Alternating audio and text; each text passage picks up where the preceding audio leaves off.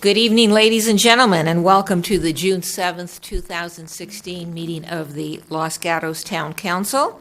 If you haven't already done so, please silence your devices. And Madam Clerk, if you'll please call the roll. Thank you and good evening. Councilmember Marcia Jensen. Here. Councilmember Rob Rennie. Here. Councilmember Steve Leonardis. Here. Vice Mayor Mariko Sayak. Here. Mayor and Chair Barbara Spector. Here. At every meeting, we ask a stellar student of our community to come up and lead us in the flag salute. This evening, that person is Annabelle Arthur. Annabelle, come on up.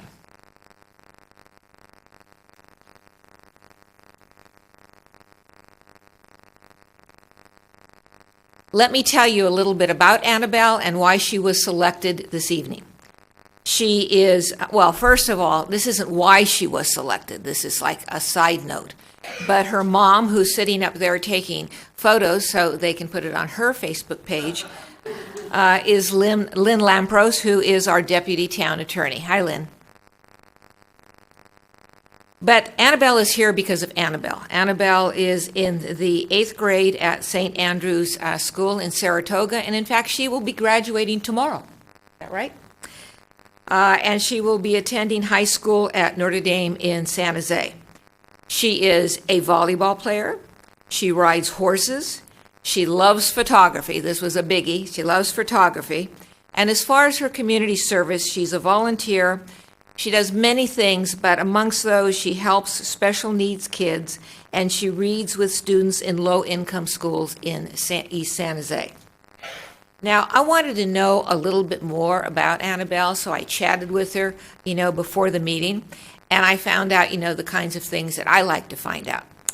Annabelle has 3 cats and 1 dog, and her cats' names are Fluffy, Toes, and Johnny, and her dog's name is Coco. Let's give a round of applause.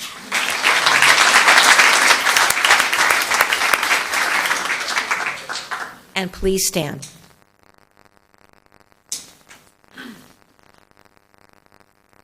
I pledge allegiance to the flag of the United States of America and to the republic for which it stands, one nation, under God, indivisible, liberty and justice for all.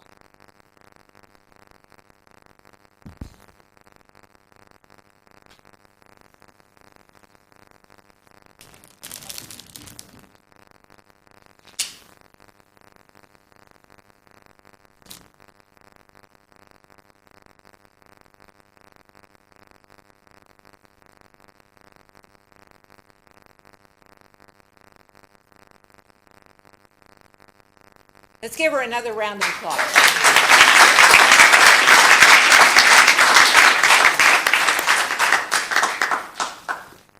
And I can tell Lynn's a happy, proud mom.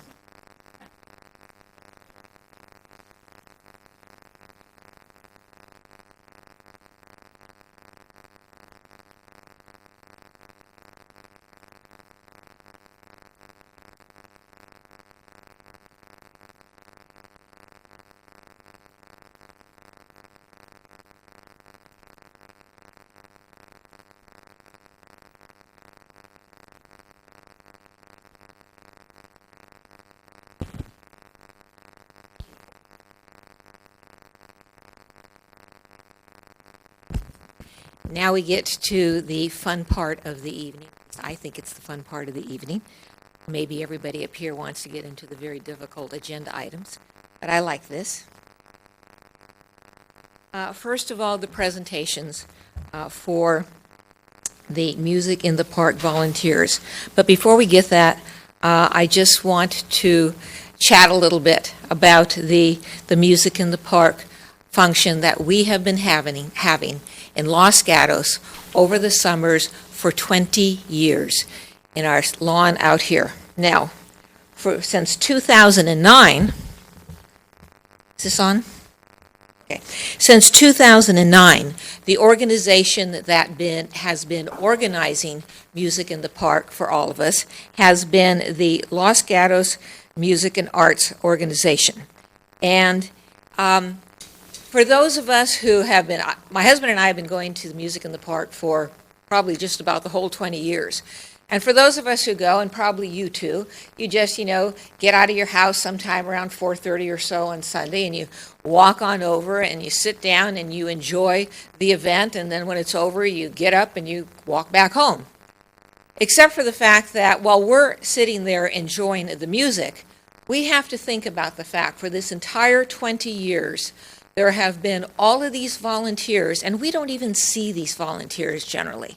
There have been all these volunteers who have been getting the bands, organizing the bands, getting the sponsors, setting up the tents, making sure that there's order in there's no problems with dogs or people or killing the lawn by putting blankets on it. So somebody is doing all of that while all we do is walk over, enjoy the music, and leave. And there have been many, many, many volunteers who have done that. And so I asked earlier this year, I asked Jonathan Knowles to give me a list of the volunteers, which he did. And I want to really give a shout out to our staff because I asked them to find either the street address or the email address for all of those volunteers. And they found many, but they couldn't find all. And so then I was able to either send a snail mail or an email to all of the ones whose addresses we had, thanking them for their work over the past 9 years. And I also asked that those whose address we didn't have, if you happen to know of somebody and they weren't contacted, to let them know. And then I asked if volunteers that were available, because we want to give them our appreciation, if they would come here tonight. And I know they're not all here, but will those of you who have volunteered for Music in the Park and who are here tonight, please stand. And let's give them a round of applause.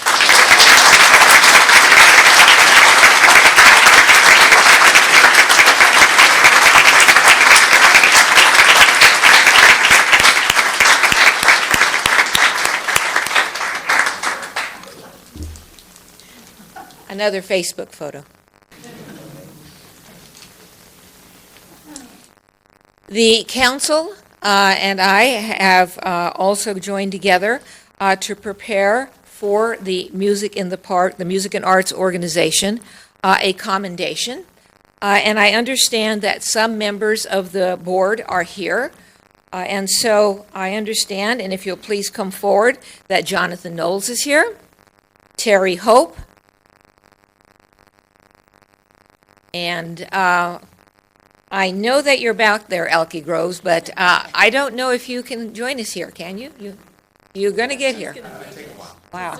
Okay. Well, we have time.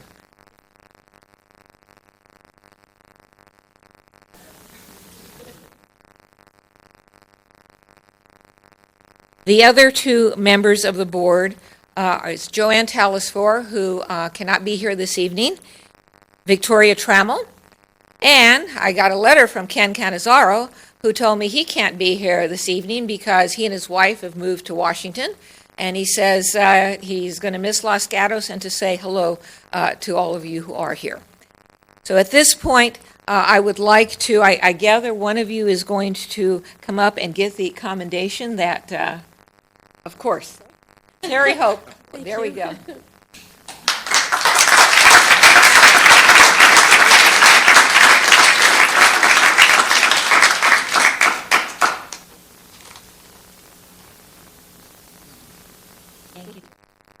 And another member of the board, like Jonathan Knowles, is going to say a few words.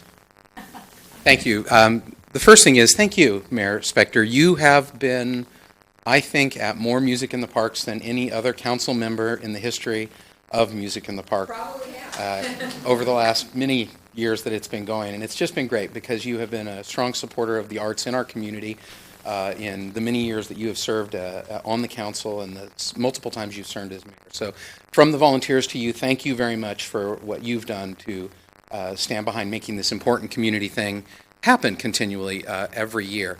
And as you mentioned, not all the volunteers can be here. It's close to 30 people that actually work year-round to make that happen. And of course, we were doing both, Jazz on the Plaza and Music in the Park.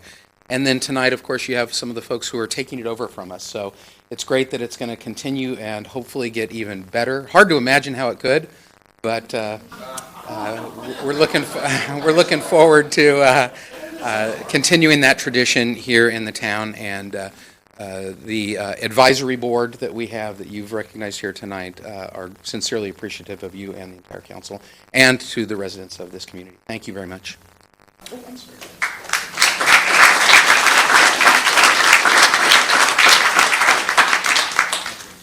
you.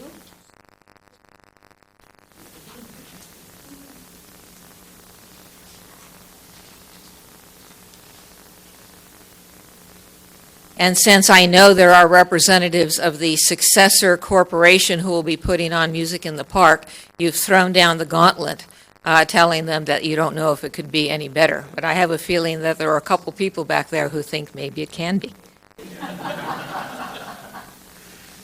We now have another, what I consider a very favorable, interesting, upbeat kind of presentation, and that is commending our outgoing student commissioners. What I will be doing is, I understand that Chief Frisbee, will you be joining me up here with the names?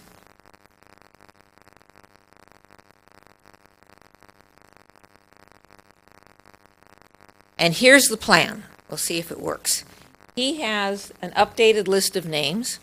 I have the commendations in order. So he's going to call a name. The person whose name he calls is going to come up here, and I'm going to shake your hand and give you the commendation. So we'll see how this works. And then after that, I know that the members of the Youth Commission have an award of their own to give.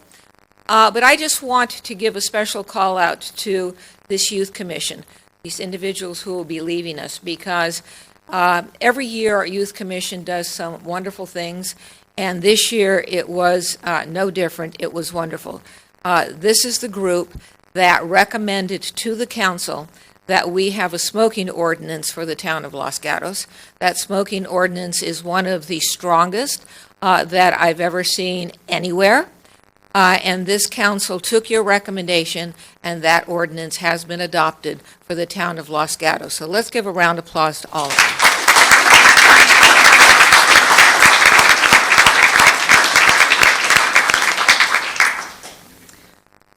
All right, Molly Ball.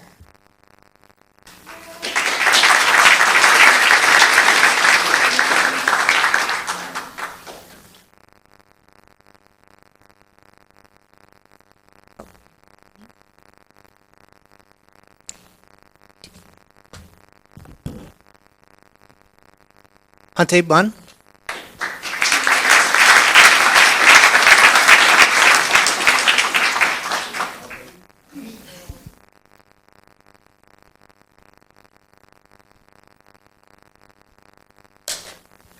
Caitlin Huang.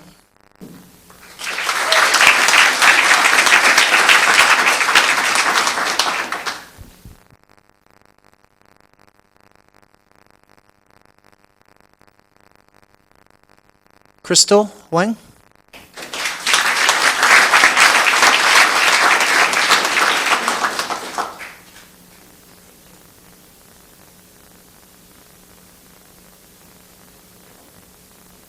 Sabrina Kuta.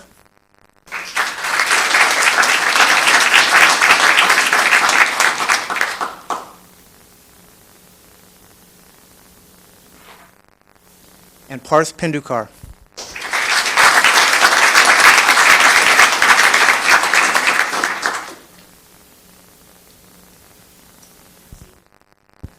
I think we're good. Thank you. Let's give a round of applause to all of these folks.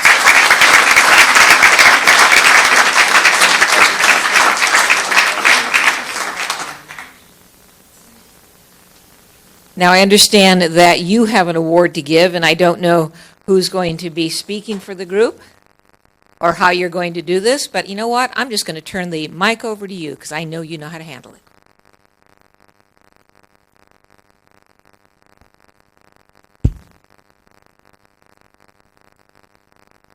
So hi guys, my name is Crystal and I'm the Vice Chair of the Youth Commission. And so the Los Gatos Youth Commission is a group of teens that advises the town council on matters that involve the youth in Los Gatos. And the Youth Friendly Business Program was designed to recognize and thank local businesses for outstanding customer service towards youth and for helping youth in the community. A youth-friendly business is any business that creates a positive atmosphere, provides excellent customer service for youth, and supports youth in the community. This may include hosting or funding events for youth, hiring youth, accepting youth volunteers, or simply providing a service or product for the youth. Each year, the Youth Commission will choose one of the youth-friendly businesses to be the Youth-Friendly Business of the Year. The Youth-Friendly Business of the Year is the business that makes the best effort to help and support youth in the business and in the community. It may do anything from going out of its way to make youth feel welcome to funding various sports teams in the community. This year, the Youth Commission is proud to announce that it selected the Los Gatos Theater as the 2016 Youth-Friendly Business of the Year.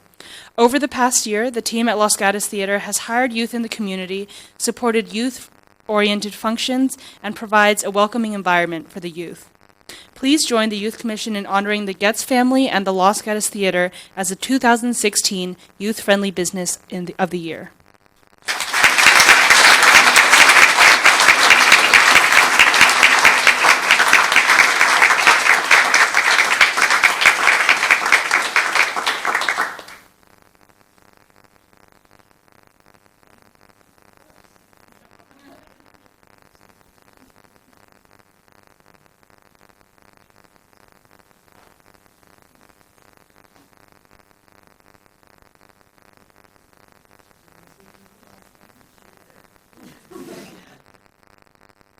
Thank you, Youth Commission, for giving us this award. Obviously, we went into the endeavor of buying the theater or renovating it in order to have a place in town for our teens and youth to go. So we're glad that, obviously, you recognize that, and we're glad we did it.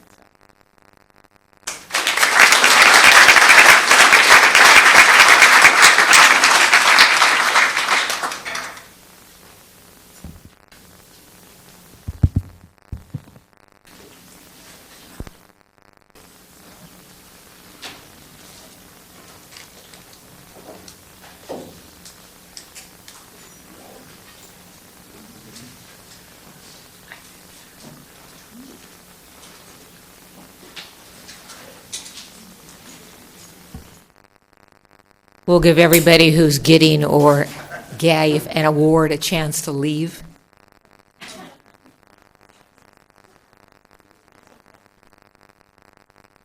You didn't get an award.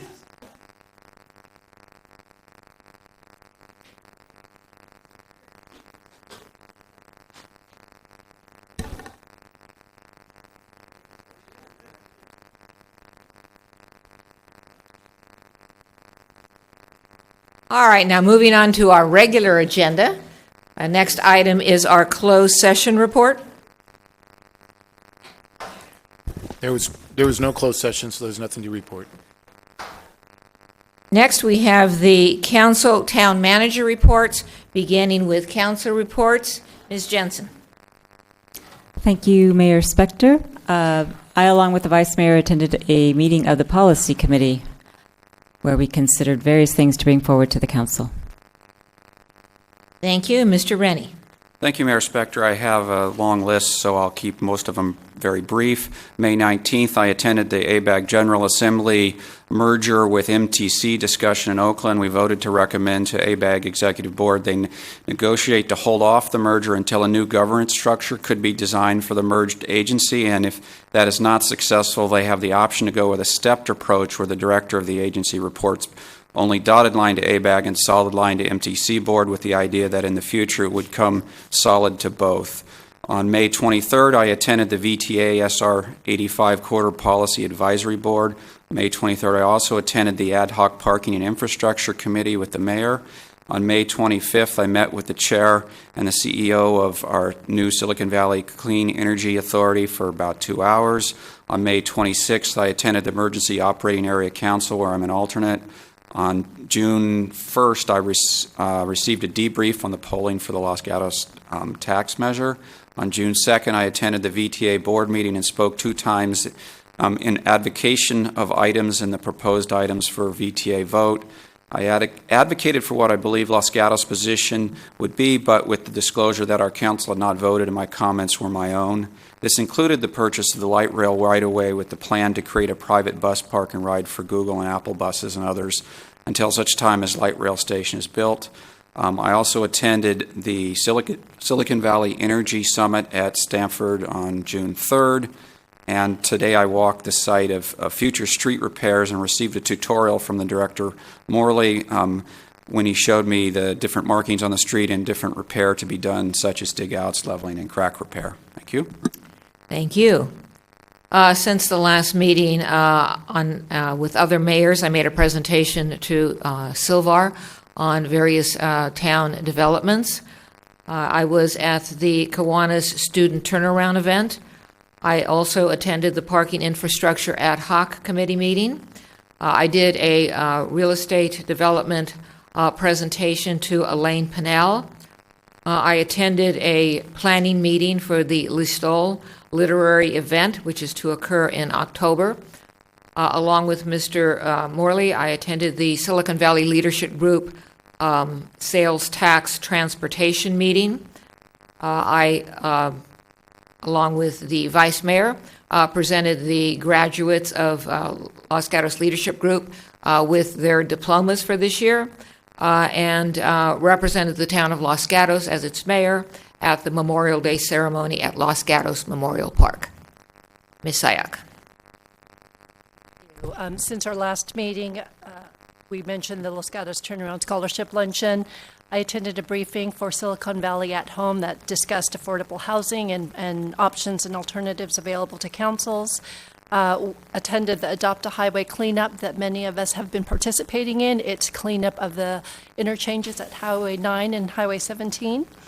And in addition to those, I've also attended the Ad Hoc Citizens Committee meeting, the Policy Committee meeting, and the Police Foundation meeting yesterday. Thanks. Thank you.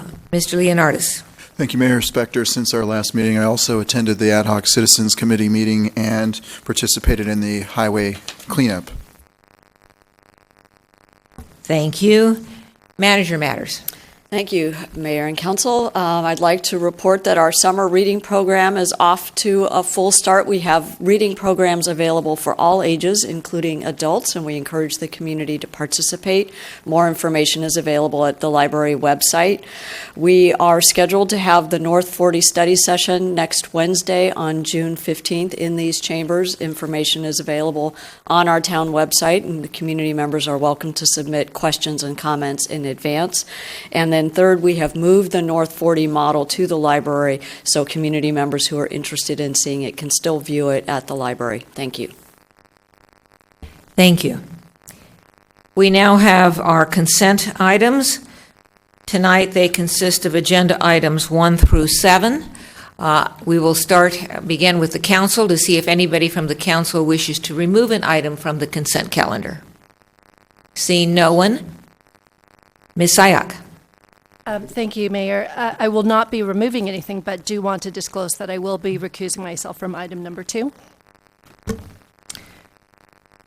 Ms. Sayak is recusing herself from the student commissioner appointments because she has a conflict of interest since it includes her daughter on that list.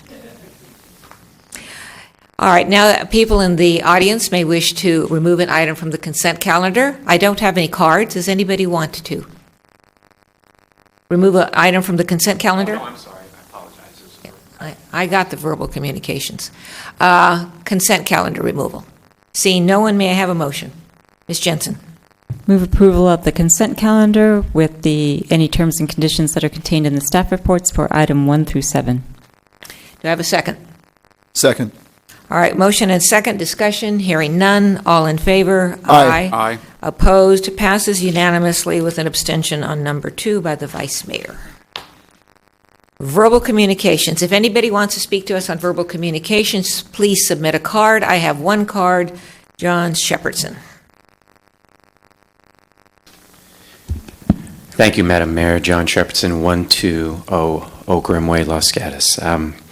So many years ago, myself and actually your town attorney, we both attended John Wooden's basketball camp. at different times, but we did attend it.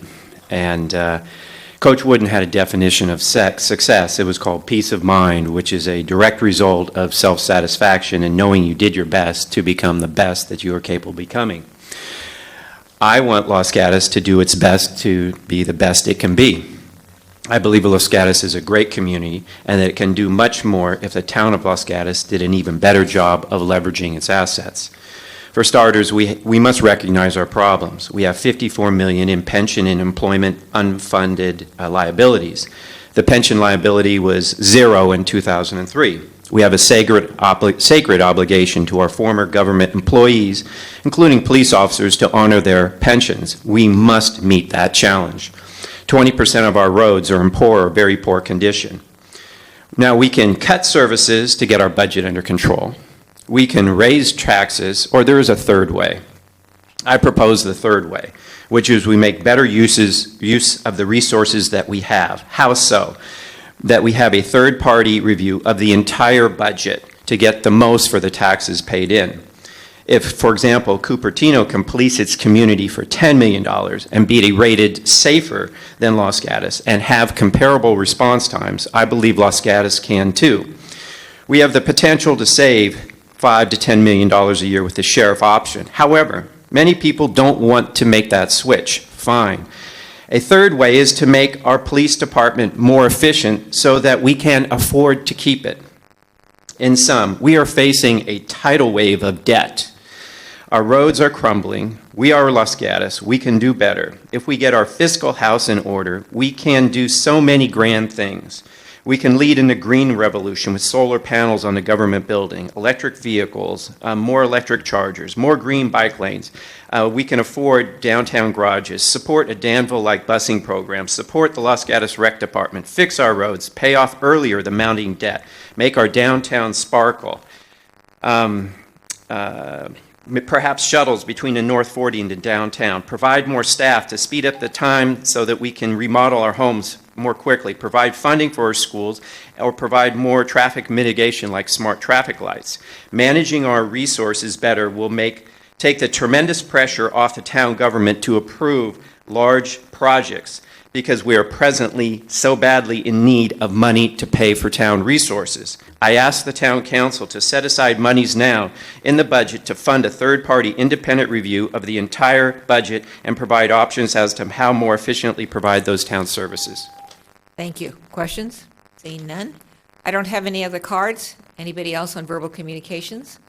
Seeing no one, I just wanted to make note that as part of our consent calendar, we had agenda item 2, where we approved and accepted all of the individuals who were nominated for the Student Commission. Are there any people here who are from our new Student Commission? If you are, please stand. Please stand. Let's give them a round of applause.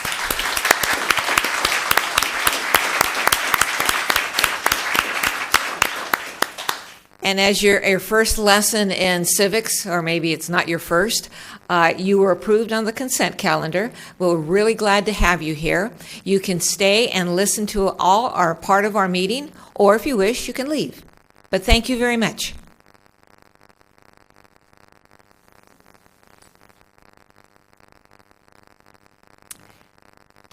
All right, now on to public hearings.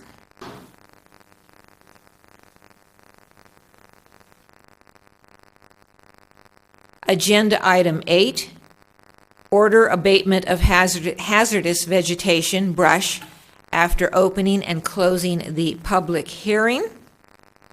Do we have a staff report? Thank you. Lisa Peterson, Town Engineer. This is our annual brush abatement program that we do every year with Santa Clara County. The town annually does declare hazardous vegetation as a nuisance due to the fire hazards. We do enter into a contract with the county to abate these hazardous vegetation that is not removed by the property owners. And that is the end of my presentation. I can take any questions if there are any. Do we have questions? Seeing none, this is a public hearing. I don't have a card, but does anyone wish to address us on Agenda Item 8, the abatement issue? No one's coming forward. I'll close the public testimony portion of this hearing and look to the council members for a motion. Mr. Leonardis. Thank you, Mayor Spector. I move that we order the abatement of hazardous vegetation, otherwise known as weeds. Second. We have a motion and a second. Discussion. Hearing none. All in favor? Aye. Opposed? Passes unanimously. Thank you. Agenda Item 9. Conditional use permit application U16003. This is for property located at 22 South Santa Cruz Avenue. And the applicants are Rick and Shally Ballard. We have a staff report over there. Yes, I'm used to having you over here. I'll get used to it. Good evening, Jocelyn Puga, Assistant Planner. Good evening, Mayor and Council members. The subject site is located on the west side of South Santa Cruz Avenue at the corner of Broadway and South Santa Cruz. The applicant is requesting approval to operate group cooking classes with beer and wine service and alternating use of parking. The applicant is requesting approval to merge 2 vacant ground floor spaces into one 1,475 square foot space. The applicant's requesting to operate from 10 a.m. until 9 p.m. 7 days a week. The Planning Commission considered the application on May 11th. The Planning Commission forwarded a recommendation of approval to the Town Council, subject to modified conditions of approval that are discussed on page 4 of your staff report this evening. In addition, the applicant submitted a letter in response to these modified conditions of approval that's included as attachment 6 in your packet this evening. Staff recommends the Town Council accept the Planning Commission's recommendation and adopt the resolution contained in attachment 7 with the conditions provided in Exhibit A. There is a desk item before you this evening which contains staff's responses to council members' questions in addition to public comments received after the distribution of the staff report. This completes staff's presentation, and we are available for any questions along with the Economic Vitality Coordinator. Thank you. Mr. Rennie. Thank you, Mayor Spector. I'd like to lead us through something. So you responded to my question about whether the table should have been included or whether the motion in attachment 7, or it's not a motion, the ordinance in attachment 7 accurately captures what the motion from the Planning Commission was, and I'm still in disagreement, so I want to lead you through why, and then you could either tell me why I'm wrong, or perhaps it's unclear, or some other answer. So if the council would like to follow along, I'm starting in attachment 3 on page 93. Before this, Commissioner Hudis has made a motion which has many things in it, but it includes where he talks about the maximum number of students and staff during the day and then in the evenings on weekends. And he wanted to take off the top line of the table, which happens to be in attachment 5, I believe it is, or exhibit 5 and attachment 1, I believe is where it is. But on page 93, after he's made this, there's some continued discussion where Commissioner Hudis says, well, you end up with a 313, he's referring to the evening student staff, and then is 34 and 28 and 4, which is the next one down, is only 32. So he's referring to this table, and what he wanted to do when he said maximum, I believe, is the maximum on the table was 31 and 3, 16 and 2.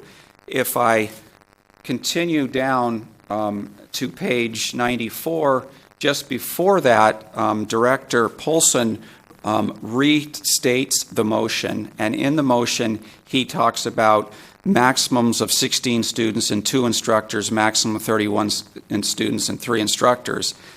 So he's thinking that's the maximum, and that's what you wrote in the ordinance I think it's 7 and 8, items 7 and 8 in the ordinance.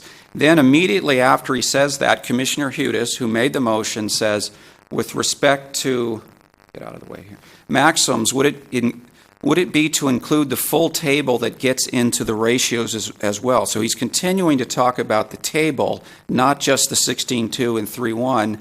And then Director Polson says, adding a reference to that chart. Commissioner Hudis says, correct. Director Polson says, okay. So it continues to look to me like the intention is for the chart, not a maximum of 2 instructors ever. The applicant wanted to be able to adjust for more instructors and reduce students by 3. That seemed to be the intention, and from all the minutes that I read, that seemed to be intention, but that's not what ended up in the ordinance in attachment 7, I believe it is. Please respond. All right, so we have a question, as I understand, well, I don't understand the question, and so I'm going to ask staff to please begin by giving us the question you think you're answering, and then please answer it. And I should also note that I also submitted questions to staff with regard to this and a related issue. So I believe your question is that the motion made by Commissioner Hudes was to include this table rather than set maximums as staff has done in the resolution. And so from the meeting and going through the minutes once again, looking at the language, when the commissioner states maximums, generally that's going to be a maximum of instructors and a maximum of staff. So whether the commissioners understood in their motion that they were setting maximums and eliminating the sliding scale is unknown. By reviewing the minutes and from the meeting, it was a maximum that staff understood as part of the motion. If the council disagrees and chooses to use that table or a sliding scale, they may do so. Okay, thank you. I just wanted to make it a little clearer to the other council members that I didn't think that was right. Thank you. All right, well, it's still not clear to me, and so where is the, I guess what you're going to direct me to, I'll ask, is there a certain item on the resolution, or where is this issue addressed? And let me also ask you, were there approved minutes from the Planning Commission meeting? There are approved minutes. They're attachment 3 in your packet. And then let me find where in the resolution you're referencing. If I could add to it, it's in attachment 7, appendix A or whatever we call it, and then you've crossed out lines 6 and 9 and added 7 and 8. So that's correct. So we've crossed out the conditions of approval that were reviewed by the Planning Commission for your reference and looking at Exhibit A, and included conditions 7 and 8, which include those maximums. So if you decide to move forward with the sliding scale, you would just eliminate conditions 7 and 8 and move forward with conditions 6 and 9.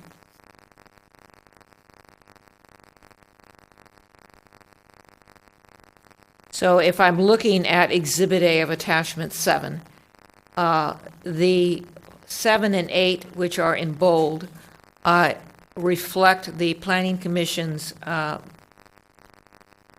motion, correct? Correct. And then you have drawn lines through the prior 9, and so that was eliminated because it's not consistent with the Planning Commission. That's correct. And then 10, 11, and 12, let's just stop there. Those are all reflect the Planning Commission. So all of the bolded conditions reflect the Planning Commission's recommendation. Other questions? Seeing none. And do you staff have anything else there on this item? No. If there's anybody who wants to address us on this item, please submit a card. I know that we have, I have several cards, and I know that at least in part they reflect the applicant. So I am assuming that 2 of these cards, Rick and Shally Ballard, are the applicants. And so come on up and you will have 10 minutes.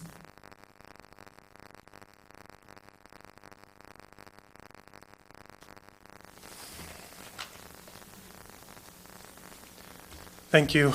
Thank you, Mayor Spector, and the rest of the council. It's been since, I guess, last spring when we met with each of you to show you our business and express our desire to move to Los Gatos, to open a new location in Los Gatos. So we're happy to finally be here and to be able to present. As you've seen, I think, and I don't want to spend too much time because I know you have all the documents. We have a location in Willow Glen. Cucina Bambini is a cooking school and event venue. We've been, since 2008, we've been in Willow Glen. We do birthday parties, corporate events, basically classes and parties cooking for all ages 3 to adult. We have been looking for quite some time at Los Gatos because we think it would be such a great fit. I mean, we've looked, both my wife and I grew up in the area, and ever since we opened, even before we opened Willow Glen, we knew that Los Gatos would be a great location, a great fit, just because we're very family friendly, youth friendly, and also all of the local businesses and corporate type events and parties and things that we do are just, it just seems like a natural fit. Maybe I would just, rather than going through all the different types of events and everything that's in my letter, it might help just a little bit to show kind of the floor plan of what we plan on doing. I know that some of you have actually been to our location already in Willow Glen. So we're looking at opening at 22 South Santa Cruz, which is right across from the park, next to Willow Street Pizza. Taking up locations that were previously a hair salon, it's next to a hair salon, taking over. It was a dry cleaner and a flower shop over the years, different things, combining those two spaces. Just to orient you, this right here is South Santa Cruz, and this is Broadway right over here. So what kind of makes us unique? There are other people that do cooking classes. What makes it unique is that we cater to and are specifically tailored for all ages.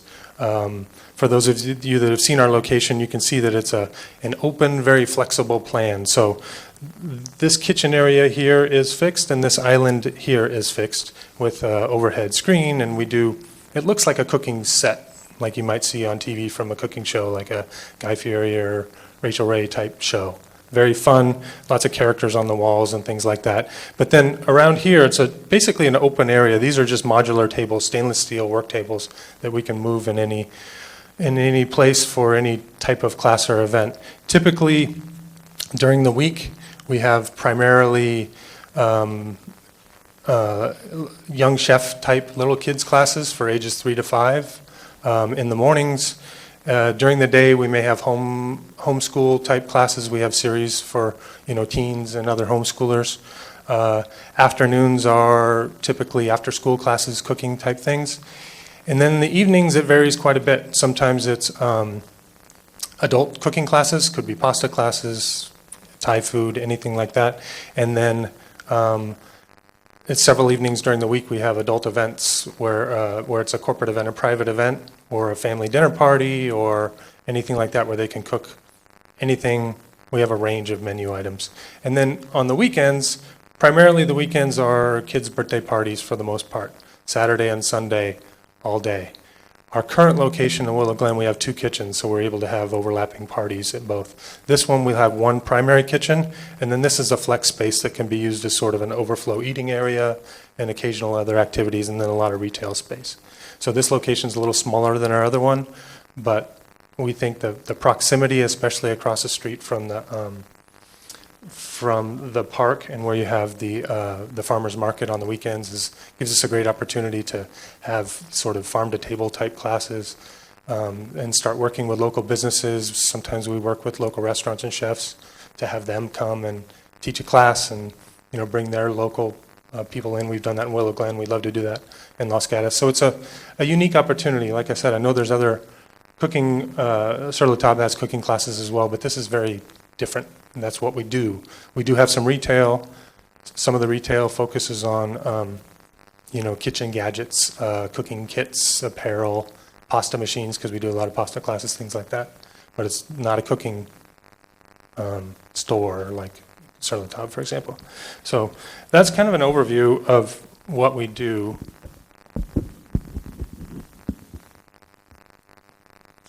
in the floor plan.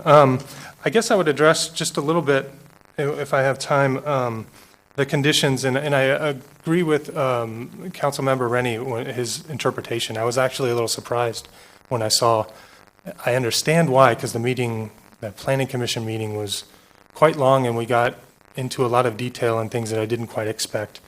And some of that is probably my fault for thinking that the town parking code and formula is the code formula. So if you have an additional staff member, then the number of clients or customers would reduce by 3, just like the code says. So that apparently was confusing for people. So I will defer to the council on how you want to handle that. But our recommendation, our hope was, and I'm jumping to condition number 6, I guess, on the parking. Based on the parking, that building has 20 spots allocated to it. There are 7.58 or so, 7.58 that are available to our business. If you take 1 for each staff member, according to the town code, you require 1 per each staff member and then 3 for each customer. So that's how we developed that table. And I was the table was meant to be an example, and I was expecting a condition to say something like, during the daytime, there shall be a maximum of 19 customers and 1 staff member, provided that for each additional customer, or for each additional staff member, the number of customers would reduce by 3. So if we have 2 staff members, we could only have 16, a class for 16 or a party for 16. If we decide to have 3 staff members because it's an appetizer class or something and we have a dishwasher in the back, then we can only have a class of 13, which we're perfectly fine managing. We have a calendar, everything's scheduled in advance. So that caused a lot of confusion. I hope that doesn't continue to cause confusion, but if it does, we can address it however you'd like. I go through the rest. I don't know how they're numbered in yours, but in my letter that I submitted, I addressed 6 conditions that the Planning Commission set forth. The first 3, I think, were fairly inconsequential. Again, I don't see why, and I have a short period of time, so maybe I'll just kind of skip the first 3 because I want to make sure I can get to the others. Number 4 was no alcohol shall be served when minors are present. And I don't agree with, and I don't quite understand this condition. I mean, if I go with my family to Campo de Bacci, take our staff, which we've done before, we've done a staff annual party to Campo de Bacci, for example, not to pick one business, but that's a good example because they do similar type things. They don't say, oh, you've got kids in your party, you can't have any alcohol. In fact, they don't, well.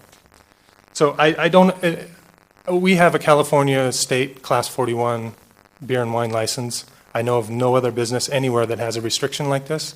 So if it's applied to other businesses, then, we're willing to consider it, but I don't see why it would be applied to us. Number 5, they talk about reviews of the Planning Commission, which again, I don't understand why the Planning Commission would review a business that we have to build out and put money into at 3, 6, 9 months. What are they reviewing? If they're reviewing our compliance with the town code and laws, then I expect you to do that with every business, and we're happy to comply with that.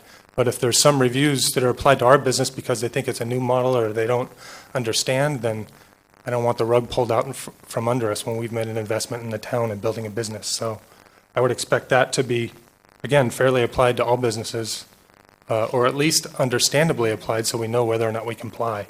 What is the review? And then the last one was the parking, and I addressed that earlier. The original 3 I mentioned in my letter, and I think they don't quite make sense to me, but, we're complying anyway, so it's fine. Anyway, I didn't mean to end it on a down note. We are very excited.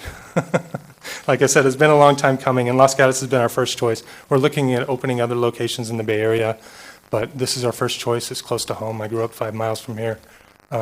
We want to make this work before we really launch and grow our business. So thank you all for your time. Thank you. Let's see if we have questions. I think we will. Mr. Rennie. Thank you, Mayor Spector. So I guess my first question would be on item number 4 on the alcohol restriction. Can you maybe give me on a scale of 1 to 10, how big is the negative effect on your business if this was here, with 10 being the biggest negative effect? If we don't have alcohol, we won't open the business. basically. So alcohol sales only make up about 3% of our overall sales, but it enables us to do adult events, corporate events, family parties, things like that that would otherwise not. When we first opened, we did not have this. When we did, we didn't have our beer and wine license. When we did get our beer and wine license, our business increased by 30%. It made it from a fun little hobby into a real business and something that we want to grow. So for us, it's a go, no go. I mean. So if I could follow up that, you didn't completely answer the questions, because what's stated here is you could have beer and wine if it was an adult-only event. Oh, I see. And obviously, children can't have alcohol anyway, so it's the mixed children and adult is really what it says. So how would that affect your business? Sorry. It's not a huge number of events. We have, I can't put a number on it, but we have occasional family pizza nights where people can come with their family, make pizza, do cupcakes, kind of the same things that people can do during a birthday party, maybe make pasta. And there are times when the parents want to order wine. We have several times, we've done it with our family, and there's been dozens of families that have come and had a family reunion or a holiday dinner where people, the kids are back in town from college and they all want to get together and they don't want to mess up their own kitchen, so they all come and do something in our place with our instructors and do a fun family event. There are people under 21 and there are parents and they want to have wine. So I can't put a number on how critical it is to our business, or it's hard to say 1 to 10 whether it's important or not. I just think I know of no other business that has this restriction, and I just think it would be arbitrary and unfair to put it on our business. Can I ask one more? Mr. Rennie. Thank you, Mayor Spector. So on number 6 of your submission here, with you called it parking, but it's really about restricting the number of staff. So how much effect does that have if that were to stay in? We restricted you to 3 staff on with 31 guests in the evenings and weekends and 2 during the day. Putting a restriction on staff, it does create a restriction. It makes it really difficult in terms of, there are times we have a new employee coming in and we want them to shadow somebody so they know what's going on. Or we have somebody that especially since we only have 1 kitchen here, we may want to have somebody coming in and working in the back and preparing goodie boxes and things for the next class, or preparing things. So restricting the staff, it's another one that makes absolutely no sense to me so long as we're complying with the town code. It's a convenient way to state the condition, but it doesn't make sense from a business restriction. Just because it's convenient doesn't mean it should restrict our business, is my position. Again, we got so far into the weeds in this in the Planning Commission that if we can pick a number, if it has to be a solid number, then we'll pick with it. We'll try to pick one and go with it. But we'd like to provide the best possible service to our customers. And when we do so many different types of events and parties that scaling staff, there are times when, according to the town code, like during the daytime, it would be nice. We have occasional events, not very common, but occasional events where it's okay to just have 1 staff member and 19 people. Like in Los Gatos and Willow Glen, we did a town business association kind of an event. We only needed 1 real chef there because it was more of a meeting, really. They did a quick little activity and then they had a meeting. So we could have up to 19. There's no reason we should have 2. For the most part, we would have 2 staff members, but there may be times we want to have 3.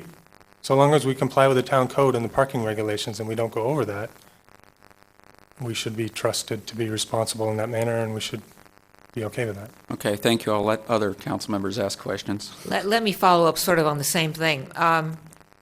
If the total number of people in your business is governed by the number of parking spaces, and if the business is required to have at least 1 employee there, is that what you're looking for? Assume that there's going to be a maximum number of people in the leasehold, and assume that there is going to be a requirement for at least 1 employee. Is there anything else that you would like or are requesting in your condition of approval? No, what you're saying is exactly what I was going for, and that seemed like the logical approach to me, was to say, to figure out the formula that was the maximum number of bodies that would be. For each additional staff member we add, the number of bodies would decrease. It's just because there's one parking space for each 3 customers. So I was saying what the maximums were, thinking that there would be some way to craft the statement that says, for each additional staff members, the number of customers will go down by 3.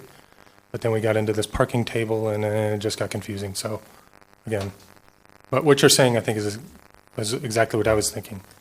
All right, and there were a lot of issues, well, we'll get to that in a second. There were a lot of issues that you and the planning commissioners were dealing with for all kinds of reasons, but having said that, one of them was parking, and this hybrid parking, do you understand that if that part of your parking allowance is parking credits that you get from the landlord, and if the landlord is using the landlord's offices, then you don't get those parking credits? Did that come through, or do you understand that to be the case? I understand that the landlord is giving us parking credits. He has it's about 9 point something spaces allocated to his upper floor. For the last 18 years, he's had 4 employees there, and that's what he's always had. He closes at 5 o'clock, and just like it says in the town code, and just like a lot of other businesses do, we did a parking agreement where after hours, he gave us those credits. There was a lot of discussion about what that means, what it means to be closed, and whether or not he can be there, and whether all the parking credits go away. But it seems to me if those things were important issues, they would be spelled out a little more clearly in the code instead of tested against us.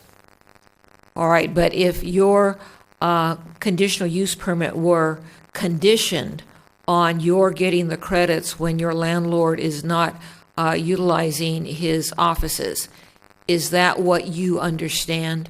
I understand that if the landlord needs to utilize more than the spaces, we're not taking all of his parking. If he's not left with an adequate number of spaces to accommodate the people that are there ever after hours, then I understand that our parking, that we should be decreased. I understand that. I think the town attorney or deputy attorney agreed with me on the point. I don't think that it means that if somebody stays in his place after hours, that all the parking credits vanish. That doesn't make sense.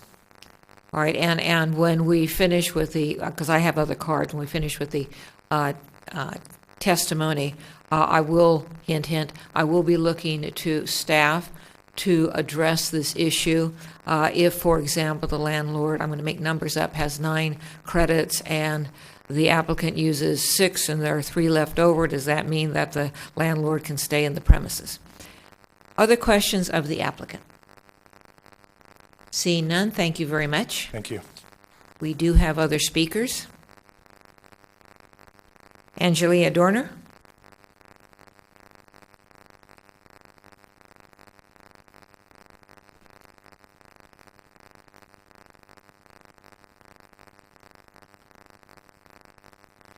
Hello, I'm Angelia Dorner, a proud resident of the Almond Grove.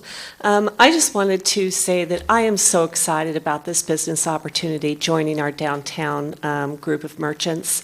We do not have anything like this. All of last year, going through the strategic goals, we talked about revitalizing our downtown, looking for things that are a destination, a place to go. And I really believe that this thing gives us that. I get my hair done in Willow Glen, sorry to all the salons in Los Gatos, but I hear a lot about this place, and everything I have ever heard from people I don't even know, the reputation of the owners, the business, and the product, if whatever you want to call the product, is always extremely good, and people always say, great, I'm going to go there. I should consider having our family party there for Uncle Vito or whoever. And I think that Uncle Vito would appreciate having a glass of vino when he has all of his nieces and nephews running around giving him his birthday presents. So I think that that's really the context that I look at this in. I think that corner has always had a lot of issues. It just sort of peters out after you pass Willow Street, and I think it can revitalize that end of downtown in a different way than just a restaurant or something could do by consolidating the spaces. I'm not sure, I just got a sense that we're being a little overly strict on some things compared to some other CUPs that I've seen go through in the last couple of years. And I understand, and I think that the owners understand, I do not know them, but I think that they have shown a great understanding and a great feeling of cooperation in trying to accommodate and meet the regulations and concerns of the Planning Commission and now yourselves. So I'm just really looking forward to having this as a new addition to our downtown. I trust that it will be a very valuable thing and that a lot of people will treat it as a destination place and can actually grow the receptiveness of our downtown to these kinds of businesses. Thank you. Questions? Seeing none, thank you. John Machado? This is the last card I've been given. If you want to speak on this item, please submit a card. Good evening. John Machado, 16411 Matilaha Drive, Los Gatos, California. I'm here tonight in support of Kachina Banchina locating on 22 Santa Cruz Avenue. I work with Mr. Tate, the property owner, and I've worked with him for several years to fill the retail vacancies on the ground floor of his building where he occupies the second level. And the difficulty that we've experienced over the years with the prior tenants being the Orchid Store, several jewelry stores, the dry cleaner drop-off, et cetera, is the lack of foot traffic on that side of Main Street. You know, when you're on Santa Cruz Avenue and you're walking between Santa Cruz, between Highway 9 and Main, there's a lot of foot traffic, a lot of cross traffic, but we very seldom get that traffic on the other side of Main Street. There are approximately 3 or 4 retailers on that side of the street, Ace Hardware, Willow Street Pizza, and a few others. And as you look in your packet, I think you will see that all of those retailers have written letters in support of this approval to generate more traffic. So being a destination retailer where people will seek that area out, we believe will be successful. We're also very excited about the farm-to-table approach. In speaking with the applicants, they've spoken about school projects where they will give kids a certain allowance and they'll go to the farm, the farmer's market, buy certain items and cook those and prepare meals. So we think it's good for the community, it's good for the children, and I'm here to support it. Thank you very much. Thank you. Questions? No, there are no questions. I have no other cards. No one's coming forward, and so I will now go back to the applicants. You have 5 more minutes if you have anything to say.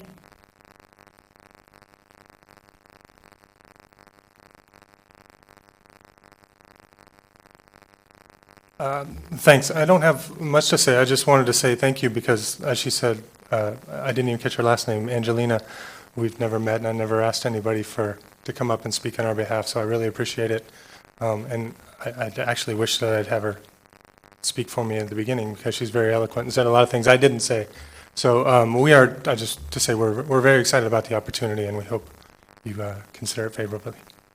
Let me ask you a question because I'm sure I know the answer, but it's better if somebody just says it. Okay. I understand that the Planning Commission, one of their conditions is that there is no alcohol service when there are children present. And that is a concern of yours as far as that condition. What is your feeling, or how would you deal with the fact that there is a family gathering? So there are adults, there are children, all these people are on your premises, and the adults, would you require the adults to be having a meal or substantive food when they have their alcohol? I mean, how would you deal with that? Yeah, any event where we're serving well, every event involves, it's a cooking school, a cooking event venue, so every event involves meals. Any activity where we're actually serving beer and wine involves food. We're not looking to serve beer and wine to parents who come watch a kid's class. We've never been asked that. We would never offer it. We never do. There's plenty of other places people can go, as there's been a couple of letters sent in. People can go to number 1 Broadway or Willow Street or the Burger Joint and order a wine or beer. They don't need to come to our place for that. All right, other questions? Ms. Sayak. Thank you. I'm going to focus on the same subject. When this has come up previously with applications, I think one of the issue has been a description of the controls in place with your operation so that whether it's the planning commission or the council, we could be assured that those that are drinking the alcohol are in fact 21 or over. So could you just walk us, let's say my family comes in and I would like to order a bottle of wine, you check my ID. What happens after that so that you're confident that alcohol is not served to minors? Well, we're serving it to a family. I mean, it's basically just like a restaurant in that respect. You know, we're not a restaurant, but in that respect, it's a restaurant. You would order it from one of our staff members. They would bring it over. If it's a glass, they would deliver it to you. If it's a bottle, they would deliver it to your table and pour the glasses for the adults. We have enough staff members at every event that they're watching, and if they're passing wine over to the children, then, you know, our California state license prohibits that.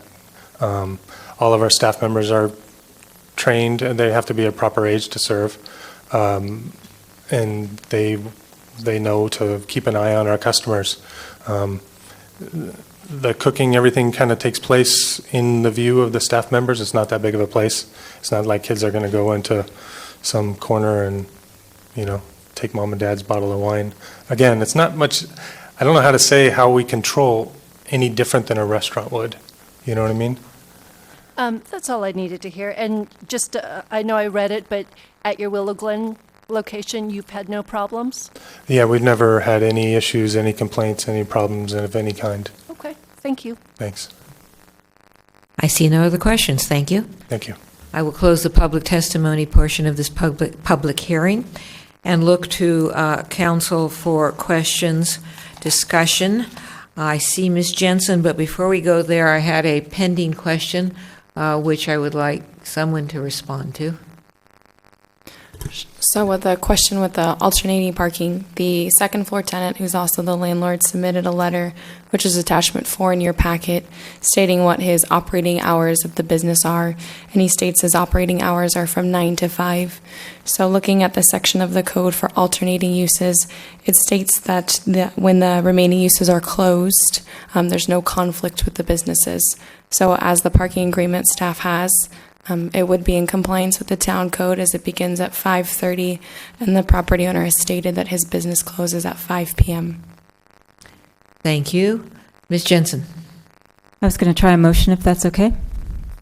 Certainly. And the motion that I would make is to approve the conditional use permit to operate group cooking classes at 22 South Santa Cruz for Cucina Bambini, and that we adopt the resolution that's contained in the staff report at Exhibit 7, but that we, and I hope that the staff will help me because I'm not going to be able to figure out how to say this on the fly, but that the parking should be, and the available personnel, staff, guests, whatever it is, in the space should be appropriate to the time and the parking available, and the town should be encouraging shared parking whenever possible, so we need to, I think, accommodate that.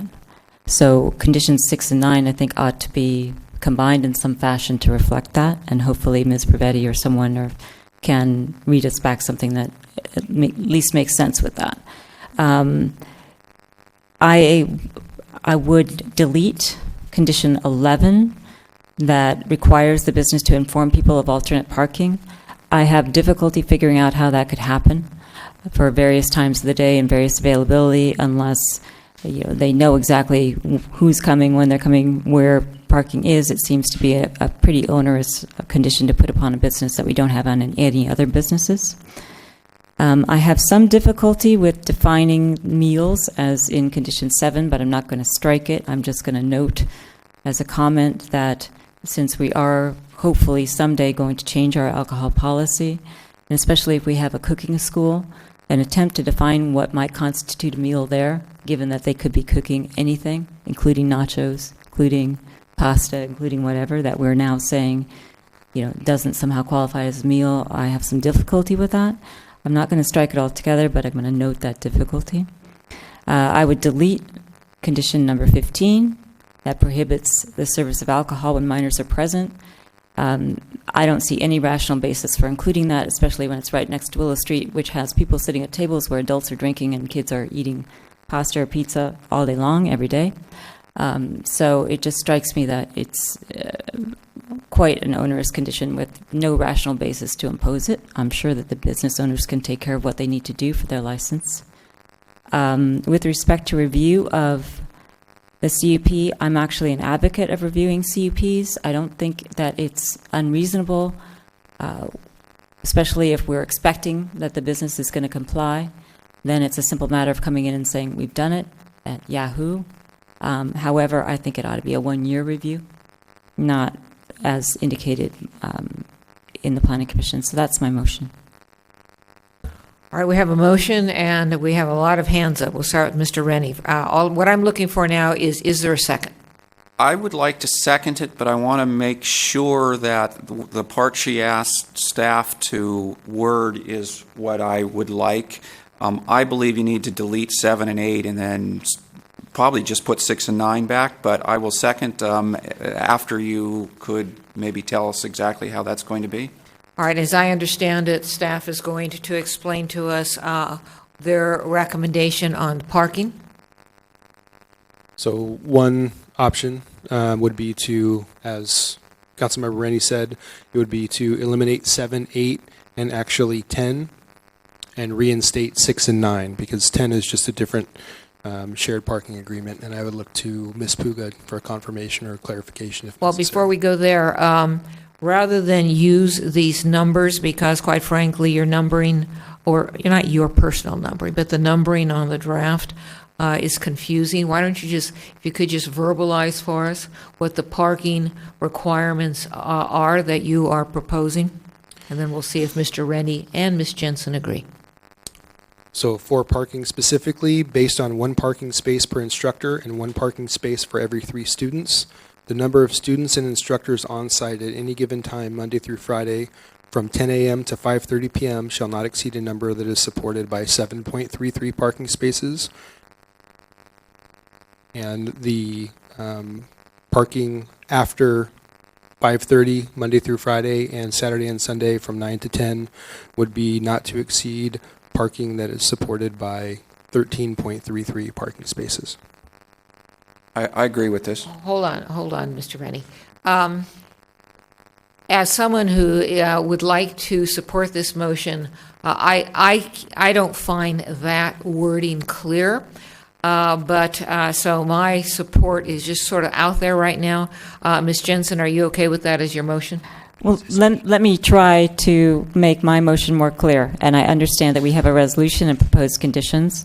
They're numbers on page, what is it? It's the first page of Exhibit A of Attachment 7, the conditions of approval.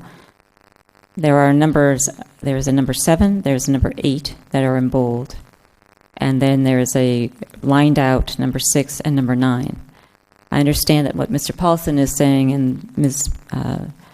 Puga is saying is simply eliminate 7 and 8 and 10 since the shared parking agreement is superfluous, and I'm fine doing that. However, I agree with the mayor that I think the wording in 6 and 9 is incredibly complicated, and I have trouble imagining what 7.33 parking spaces is versus, or 13.33 parking spaces is. So it seems to me that there should be a condition which indicates there are X number of parking places in the lot. At the time that the business is open, those parking spaces allotted to the business shall not be used for Cucina Bambini. When the business is closed, those parking spaces will become available, and that Cucina Bambini may then use those available spaces. And so that's what I propose, and if the potential seconder is okay with that, then I'll go ahead with the motion. I'm okay with that. All right, so we have a motion and a second, and then I have questions of staff. Are we, when we're looking at the parking spaces available to the business after the landlord leaves, are we actually only looking at those on-site parking spaces to, well, I'm not going to say, to the side? Is that what we're talking about? Are you referencing the parking spaces on site? Yes. So this would just be parking credits. There are only 3 parking spaces on site. The remaining credits are in the parking assessment district. Yeah, that's what I thought too. All right. So I'm not going to be able to support the motion, not because I don't want to, but because I don't think it's where we need to go yet. Further discussion? Ms. Sayak. Okay, in general, I'll be supporting the motion. I'm quite familiar with your operations, having been to your Willow Glen several times, and I do agree with a previous speaker, Ms. Dorner. It is a destination location. It's a location that I know many of my peers have gone to, whether to drop off their kids or to attend classes themselves, and I think it'd be a wonderful mix to our community. The parking, as you probably experienced during the Planning Commission, parking is an issue with our downtown, and I commend them for their thorough analysis.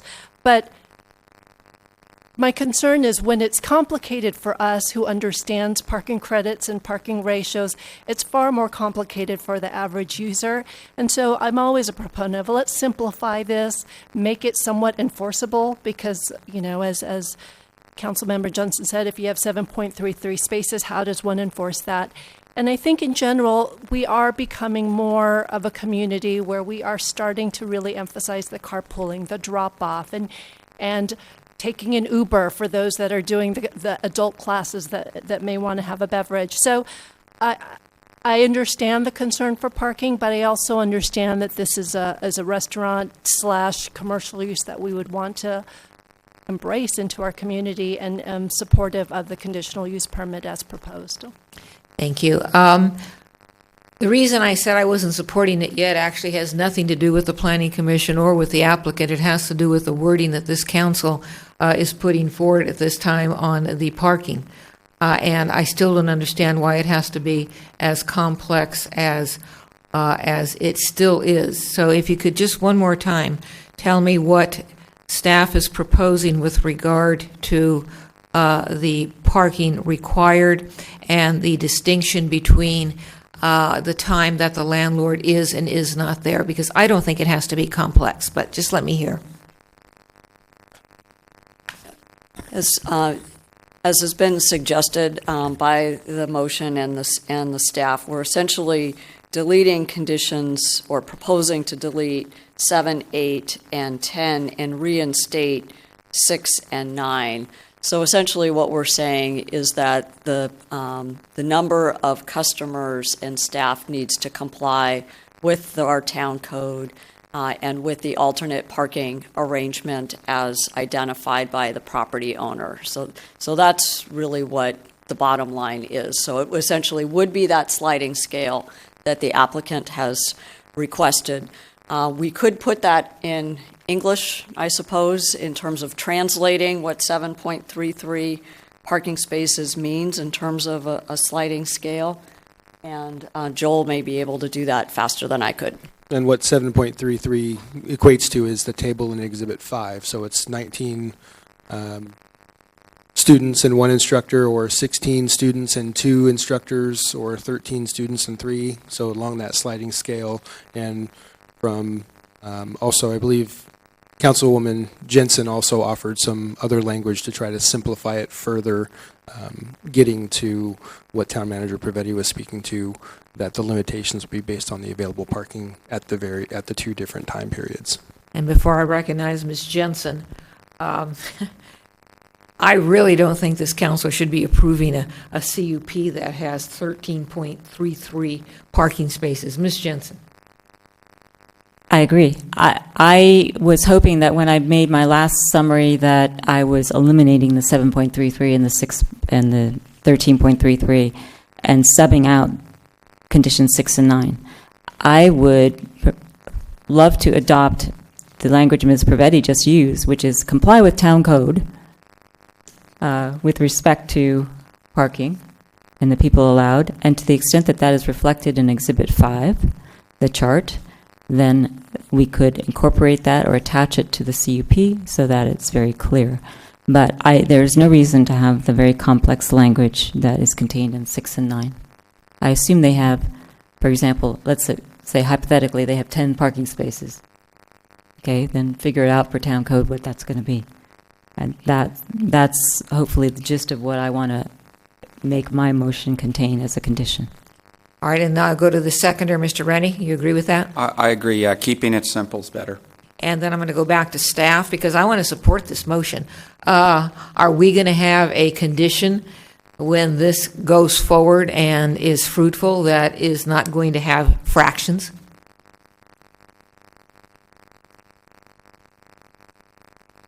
We will, and in addition, staff has a suggestion that we could say, based on 1 parking space per instructor and 1 parking space per 3 students, the number of students and instructors on site at any given time must comply with those numbers, or something to that effect, just so that there's at least an equation of what the numbers would be in terms of number of instructors and staff. Or we could simply say, as Councilmember Jensen did, comply with town code and the alternate parking arrangement between the parties. Period.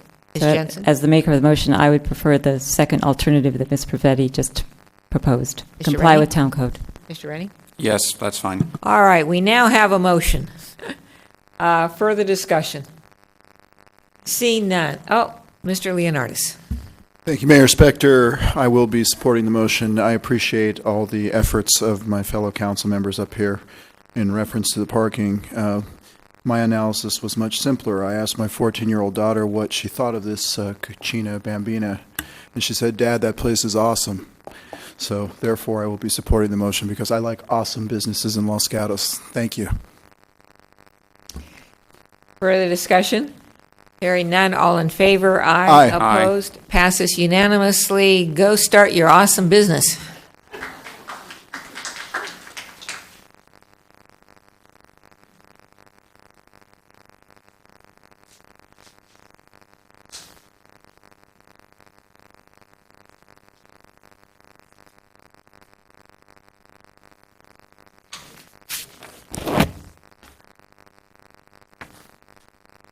All right, we're now on agenda item 10, which brings back the operating and capital budgets for fiscal year 16-17.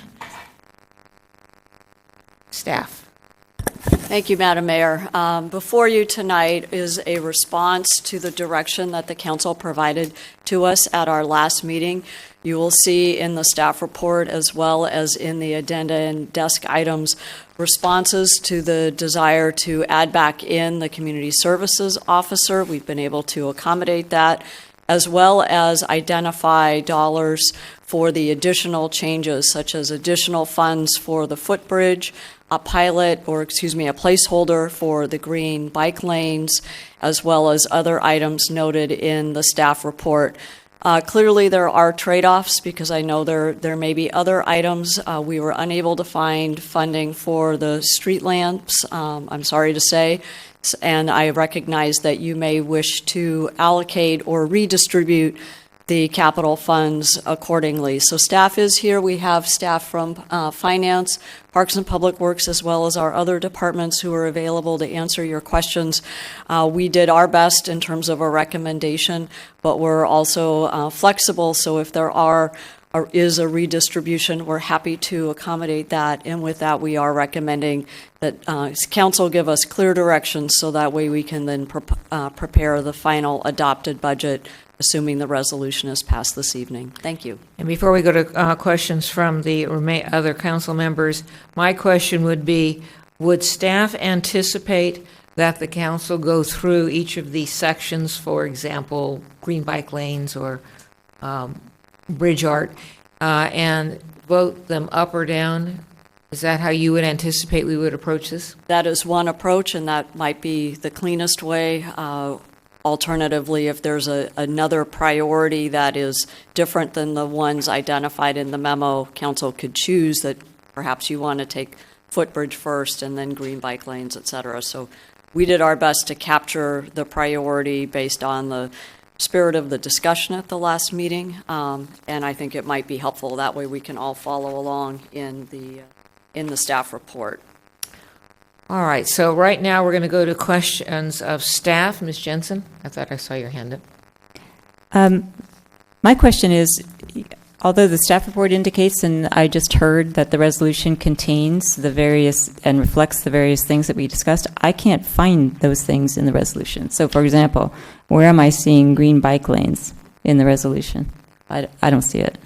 Yeah, we typically don't get to that level of detail in the resolution.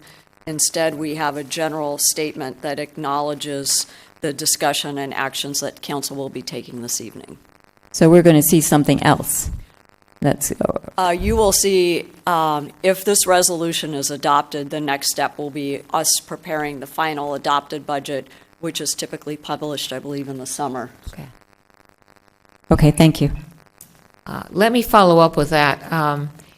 So if let's say we just adopted all of these items and in the amounts that staff has suggested, the resolution doesn't reflect those items or those numbers.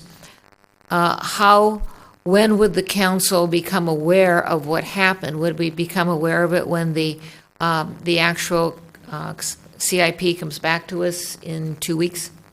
We would not be bringing back the budget. So there is a phrase in the draft resolution attachment 1, whereas on June 7th, 2016, Town Council considered and reviewed the revised proposed budget and capital improvement plan, making final determinations. So your discussion tonight will be those final determinations. What we would like to do is walk through with you what all of them, what they are, and I think the good news is that we've been able to go through safety versus non-safety to find dollars to fund most of the items to some degree so that they are meaningful projects. We would also have it documented in the minutes that would be coming back to you on June 21st, so that way you would also have an itemized list of all the actions taken this evening. Thank you. Other questions? Seeing none, let's see, this is agenda item 10, and I do have a card. Tony Alarcon.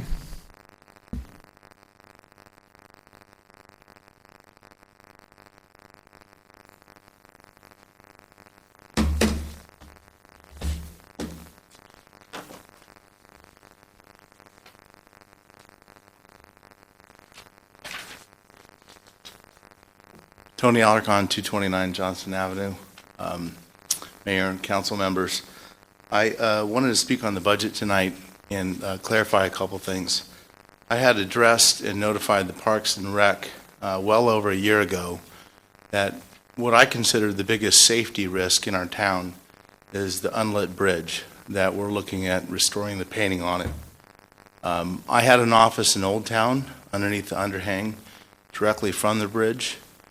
I know that there's a homeless encampment down there, and at night my wife and her friends tend to use that as a shortcut to walk through. I would implore all of you to go there at night and see if you feel comfortable walking across that bridge. That is the biggest hazard and risk for a female in our town or a person to be robbed or accosted. That is a safety issue that needs to be addressed, and it's not addressed in this budget. And to defer this even further, again, I notified the town well over a year ago. It does look like there's electrical. Today, we can put solar on it. We can look at a lot of different options. People, when they're downtown, do walk across a bridge at 2:30 in the morning. And so most solar would cover that if we don't want to run electrical wiring. I think that's a much bigger priority than the painting and the $35,000 that we're looking at putting non-graffiti panels on it. And so I also want to point out that staff has suggested that you might partner with schools, and I don't really think that's the case. I just received this from the superintendent, Diana Body, that notifies us that the fact remains that the $2.8 million our parcel tax generate annually is not sufficient to support the same level of academic programming it could 10 years ago. The Los Gatos Union Elementary School Board trustees intends to put a measure on the 2016 ballot for a local funding measure. So I don't think we can count on the schools. We've already seen, in my opinion, what the lack of forward planning is impacting our schools and not charging right fees and even student generation rates. The other thing that I noticed in the budget is that there's no allocation of the police pension review. I support local police department, and I think if we do not address that and do an analysis, we may jeopardize losing our local police. And I'm not in favor of having the sheriff come into town to save money, but I think we need to evaluate the cost, what we're charging Monte Sereno, and the pension. So please do consider allocating funds to do an independent audit and suggestion. Thank you. Questions? Seeing none, I have no other excuse me. I have no other cards on this agenda item, and I see no one coming forward, so I will close the public testimony portion of this hearing and turn to council. But before we do that, this issue of lighting the bridge and completing the artwork, as I've said in the past, but both these issues are of importance to me personally, and it isn't just people walking across the bridge at 2:30 in the early morning. There are issues on that bridge, and I do consider them safety issues. So I know that the staff report provides and suggested funding for the artwork, and the staff report also says that there's no money or available for the lighting. If staff could please refresh my memory as to what the cost and issues are with regard to that lighting. So as mentioned on page 5 of your staff report, although there may be evidence that former lighting exists, there's currently no power on the bridge. So we would need to do significantly more work before we could come up with a cost estimate of what it would take to do the lighting of the bridge. We're happy to do that and come back to you in the September timeframe with a cost estimate. We might be in a better position to also be looking at our revenues and our status of the budget.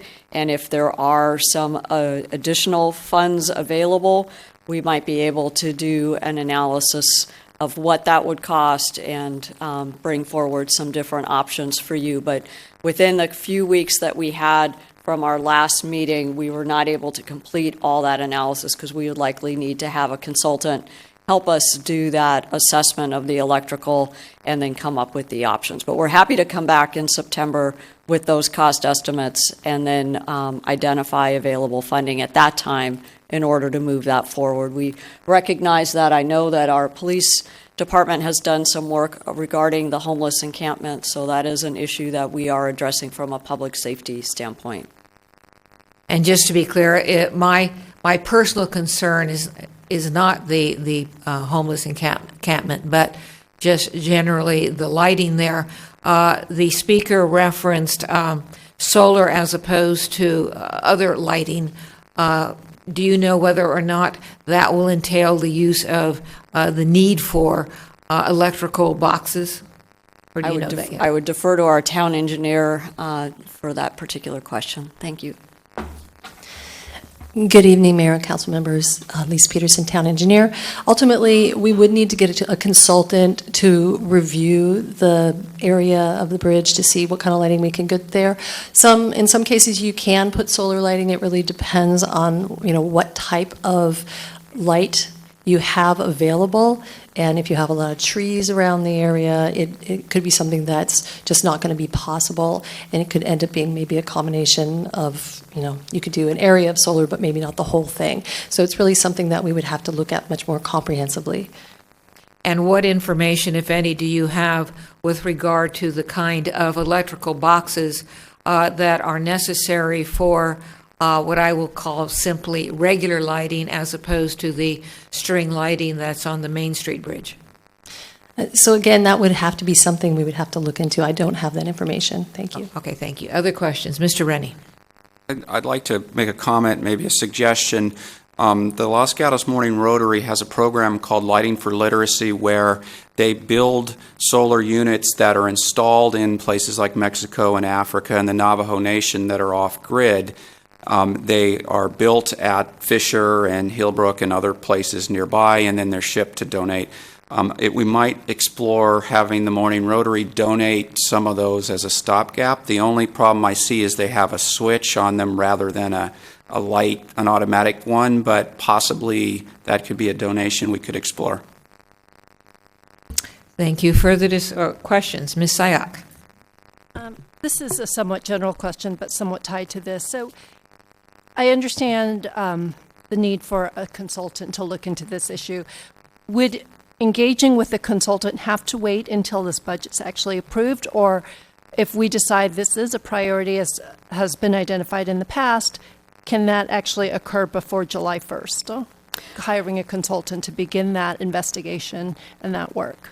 We should have some operating money available to get started on that. Again, it's going to take somebody some amount of time, so we would probably need to come back to you with the full cost estimate, but if this is a priority, then we would get started right away. Okay.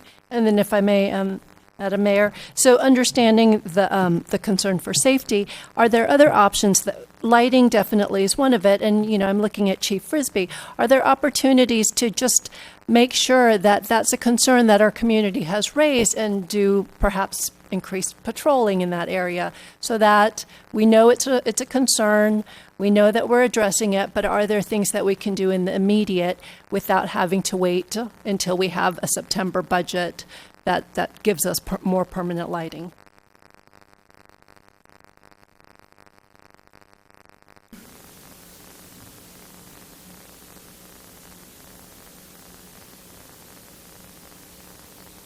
We most definitely can incorporate that into our work plan, because Councilman Reddy and others have mentioned we have dealt previous times with some of the transient abatement and dealing with Caltrans to move those folks along and find other spaces and resources for them. So it's definitely something we can do. It is many times in the evening worked into our patrol plan with our midnight officers when after hours. So there's many creative ways that we can look at immediately dealing with some of those issues in the interim of storm. Thank you. And I think that we have concerns about not picking you up, Chief, on the microphone. Just so for future reference, I'm going to suggest that the staff make the mobile microphones available to whomever is speaking.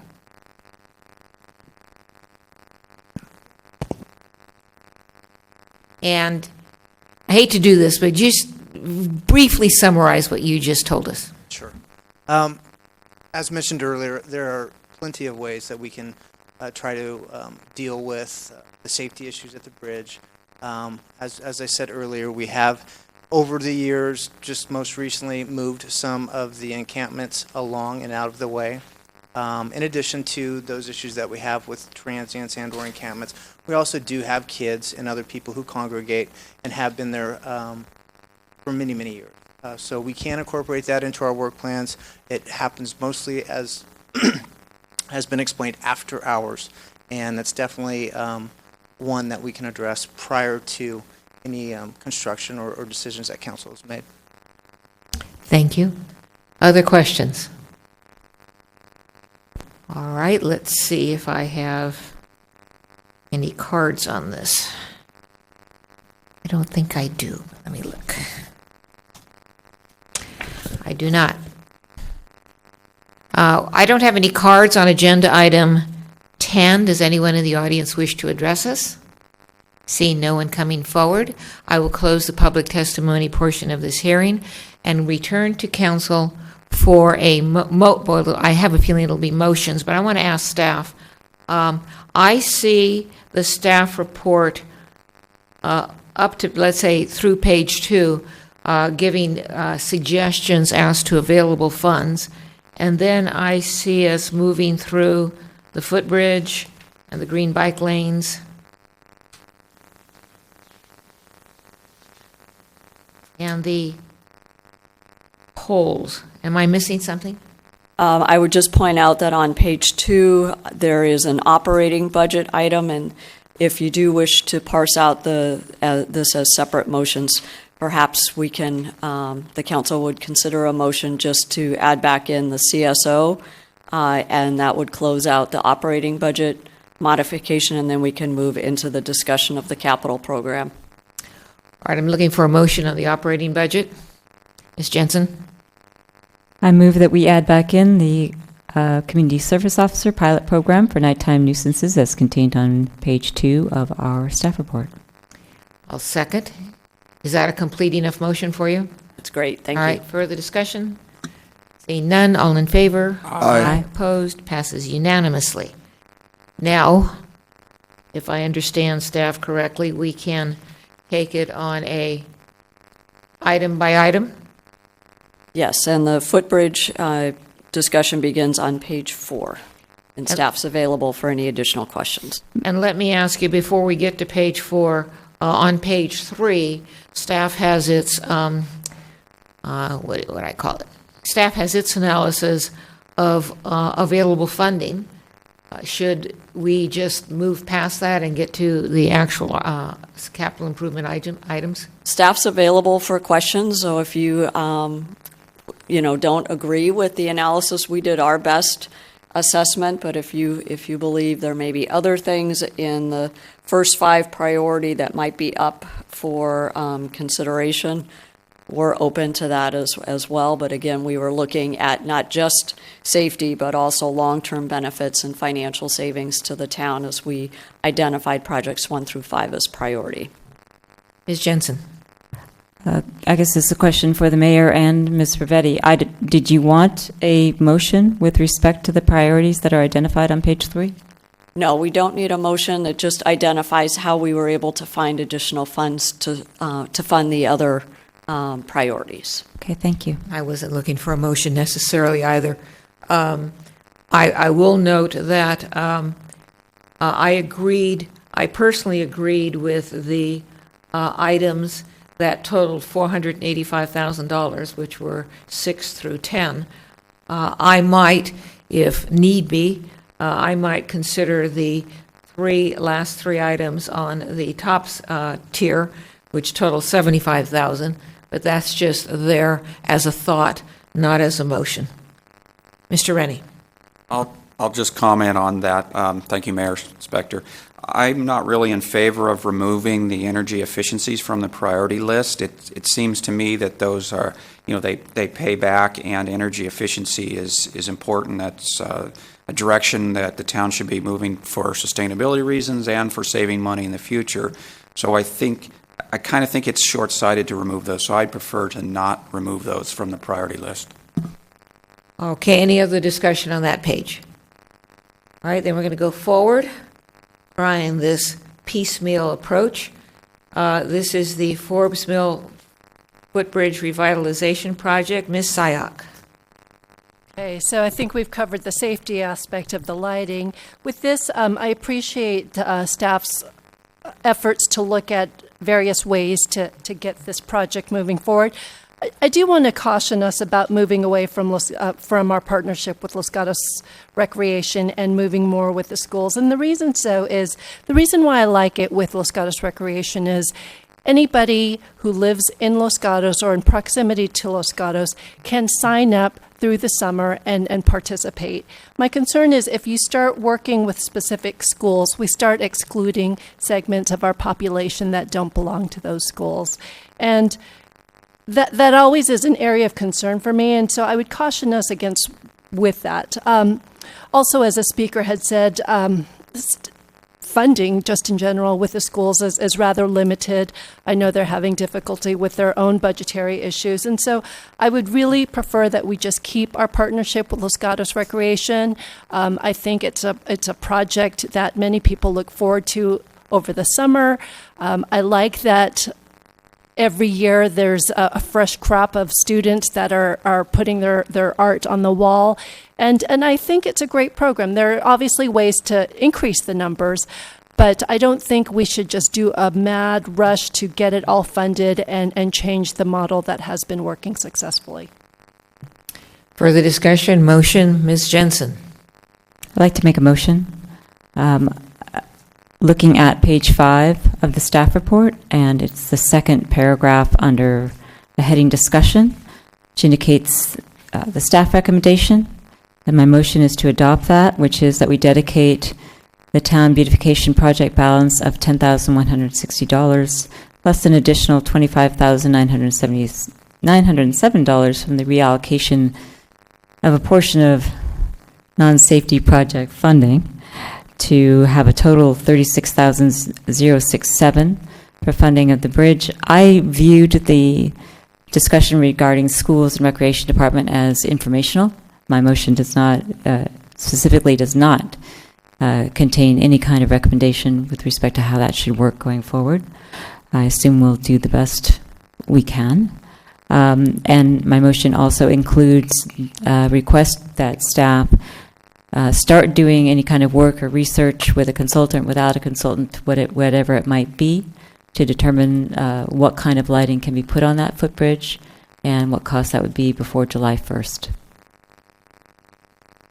All right, I'm going to second that motion. Discussion? Seeing none, all in favor?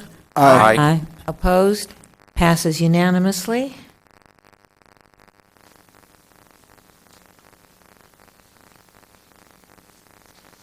All right, what's my next one? Green bike lanes.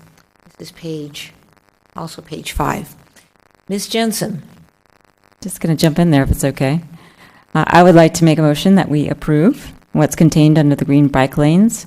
I'm quite a fan of this one. I think we have a $75,000, $958 placeholder for green bike lanes.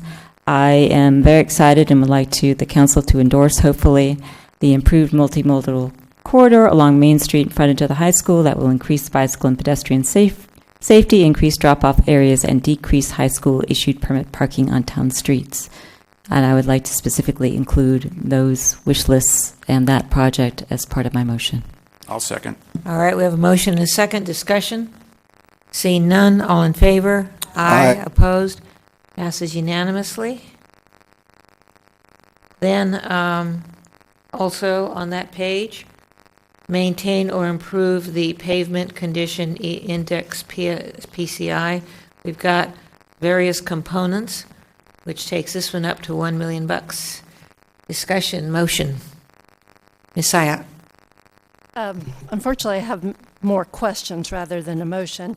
So one very discrete question is, with the Albright money that was identified, this 241, if we were to use it for PCI funds, would it be for streets that are adjacent or in the vicinity of the Albright development, or would it fall into just the general lump of PCI improvements? Thank you, Lisa Peterson, Town Engineer. It would just fall into the general improvements. Okay. Let me clarify, actually. In talking with Director Morley, as stated in the middle of page 6 of the staff report, we have identified some streets in the northerly part of the town. So while not immediately adjacent to Albright, it's at least within the general vicinity in the northerly part of town. So it's not like we would be taking that money and putting it on the east portion of the community. Ms. Sayak? Okay. And then just in general, with the PCIs, and the impetus behind this was at the last meeting, it was shared with us that we needed $1 million to maintain the PCI of 67. We've gotten some information through public comment about just how the confusion over PCIs. Now, what is still unclear to me, and I apologize because I ask this every single time, we have the PCI that fluctuates. When does that average, how often does that average actually get reevaluated? When the improvements from last year were done and those streets improved, does that help improve our overall PCI? I'm just concerned how all of a sudden we jumped from a 70 and now we're to 67, and how much assurance will I have that another million will actually keep us at 67? So the way that it works with the pavement condition index is we have a consultant that goes out and reviews all of the town streets every 4 years and the arterial and collector streets every 2 years. So at those points, the consultant will put that information into the Street Saver database, and then we're able, to see what the PCIs are at that time with that new evaluation. However, additionally, as we go through and we do maintenance of streets, we do input that into the Street Saver program as well. And so when we're looking at our overall averages, it's based on the Street Saver, or is it based on Street Saver plus town input through all the maintenance work that's done over the years? So it's based on the evaluation that is input by the consultant plus the input values that are placed by staff for additional maintenance that has been done.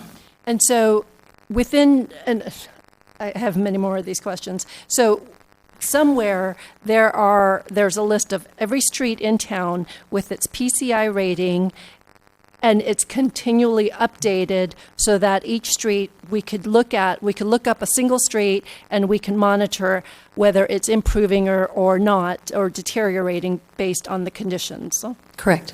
Okay. Those are my questions. Other questions?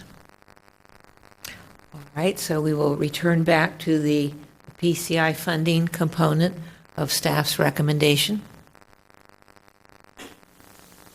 And I'll just say for discussion, I don't have a motion. This fluctuation, my perception of the fluctuation in PCI is a question for me too. I mean, it seems like 1 year it's 70 and then all of a sudden it's 67. And I don't know how we're getting from A to B either. Obviously, I'm going to have to get much more educated and pay a lot more attention. And Madam Mayor, I would just offer, because this has been a question that's come up several times from the council, I think what we would like to do is an informational memorandum that describes a little bit more about the methodology, how the PCI is calculated, where on the website we make that data available, so that way as we are making these investments, you can track and see how this occurs. So that'll be work that staff can do offline. We wouldn't need an action item before the council, but we're happy to provide additional information on the methodology. Thank you. All right, now we don't need a motion. We can skip over this one and go to the next one. All right. Or is there a next one? So no motion on the PCI. Staff input on that, if any? Just wondering if the council is interested in making the additional investment, since we did find the available dollars to maintain the PCI. If not, that might be dollars that you could invest in other items. Ms. Jensen. I've heard that we don't need a motion, but then I was listening to Ms. Pavetti and I thought, well, maybe it would be appropriate. So I'll just turn it into a comment, which would be, I think it was one of the things that I had wanted in the budget discussion was to get our PCI up to a 70 so that we could potentially take advantage of any funds that we would get from the VTA transportation measure if it should pass, that we could use as just in our own town discretion. So that was my motivation in doing that. I'm interested in the suggestion that we would get presented information on how the PCI works. I think it would not only be helpful to the council, but also to members of the public who try to follow this and figure out how our streets are getting maintained. And before, I think, at least for me, I would want to make a commitment to the funding levels here. Although I support them in principle, I would love to see an explanation of how that is done, how we can evaluate it, where the money is going to go, and how we can see whether it's been effective. So that was my comment. And following up on that, I agree. The suggestion here is $1 million to increase the PCI, and I'm not comfortable that I know enough to spend that much money and not know exactly what that money is going to do. In looking at this list, 3 of the 4 line items are already they're already in other boxes of or line items of money. The only one that's new is the $383,000, which is a reallocation. So that would mean that 383 would just go back into the budget as it was previously allocated, correct? The reallocation of the projects would go back if this is not approved. I do want to point out that the $350,000, that's the line item just above, is the new contract that was approved under the consent calendar with the lease of the conduit. So we have an immediate or potential immediate use for those extra dollars. And then, staff did find some additional dollars, and if we do not expend it for this purpose, then it would go back into their respective pots of money for future distribution. Well, before we go into talk about the respective pots of money, are we talking about reserved or allocated funds, or will they just go into the general fund to be spent on a day-to-day basis? So the Albright money, based on prior conversation, is already in a separate account. So if it's not allocated for this purpose, we would retain it in a separate account, and we would assume the council would want to consider these extra dollars together with the community benefit monies that must be spent in the immediate area. So we would hold on to that, so you would have a more complete package of money. The utility permit maintenance fee, that's general fund, so that could be allocated to other general expenditures. The conduit use is new money, so that would just be general fund. And then if we don't reallocate those projects, then we could reinstate those projects, or alternatively, council could say, let's just put that money towards another priority. Yeah, and the Director of Finance may wish to comment further. Just to be clear, that the reallocation, as it's stated in your staff report on page, I can't see my page 6, we show a balance of $383,000. That's in the GFAR fund, so if it wasn't used for PCI purposes, it would remain in GFAR and could be reallocated or stay with the initially proposed projects, so it would not go to the general fund. It's available just for the project work. Thank you. And before I recognize Mr. Rennie, I don't have a motion, but just generally, I would like these funds at this point not to just be put back into the general fund. Mr. Rennie. Thank you, Mayor Spector. So what I see, the 383 would go back into some combination of Bachman Park, Civic Center, HVAC upgrades, Civic Center fountain modification, and Plaza Park improvements. That's more than the 383. So what I think I hear you saying is you would just put it back and you'd start spending it on these projects. Is that correct? Yes, except for the dollars that we already allocated to the footbridge. Mr. Leonardis? Thank you, Mayor Spector. While we have Ms. Peterson up here, assuming that someday all the Almond Grove streets are completed, how much would that raise our PCI index by? I would have to check and put that in the program. However, because they are all residential streets, they tend to have lower value in the program, so ultimately it may not have a huge impact. Thank you. Mr. Leonardis. I like the fact that all this money has been gathered in one place in the form of $1 million, and I think it would be nice to consider allocating this towards the Almond Grove Street project in the future. I'm not certain of the existing amount we have in there now. I think it's somewhere around $14 million. I'm not sure what the future bids will come in at and what savings we will achieve between now and those future bids. But I like the fact that these funds have all been gathered in one bucket. And I think it would be good to consider setting those aside for the future use towards the Almond Grove. Ms. Sayak. A couple of thoughts. As a side note, I think what would be helpful, I appreciate the informational memo that will come to us on PCIs. I think this is an area where we continue to be rather confused. And so anytime you can provide more information, I think that would be quite valuable.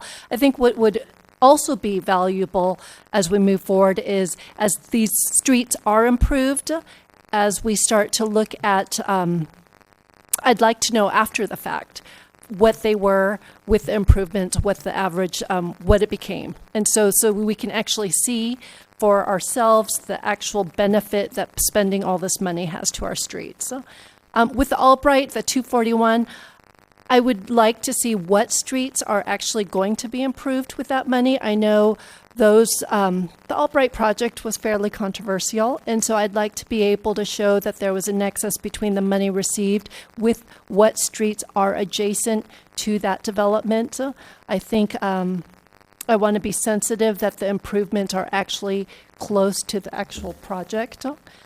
With the new money, the $25,000 and the $350,000, I would actually be comfortable putting that forward with the PCI improvements for the following year. I think last time we had this discussion, I was one that wanted to move more money into that because the idea, the concept of putting money into it now that can help us later with future improvements, I still believe that is a beneficial way to spend our money. But again, I think we need more information on what it is we're spending our money on, rather than just this general notion that we're doing a PCI improvement. So. Mr. Rennie? Was that a motion? Sure, I'll make it into a motion.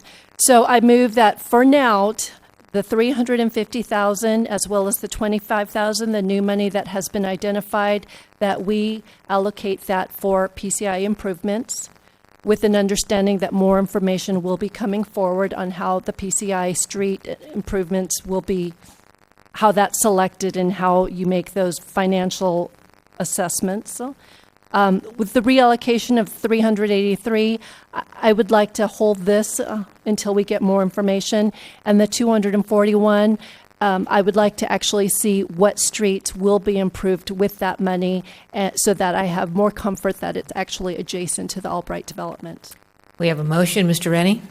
Thank you, Mayor Spector. I'll second the motion because the way that street maintenance go, once it gets to a certain point, it gets exponentially more costly to repair it. So if we spend the money now, it's going to be less costly than in the future. So it's important to do it ahead of time. I went out with Director Morley today, and he was showing me on the street, and it was clear to me where they had small cracks forming that if they put a cape seal on it now, it was not going to be very expensive. He showed me the portions where the cracks had gotten bigger, and now they actually have to go in, dig it out. They come with a saw, they cut it out, refill it, a lot more expensive. So you want to catch those cracks before they come to the point they have to be dug out, for example. So I think it's important to get the money in early, especially since we're really dropping down into this point where our streets are starting to become exponentially worse. Thank you.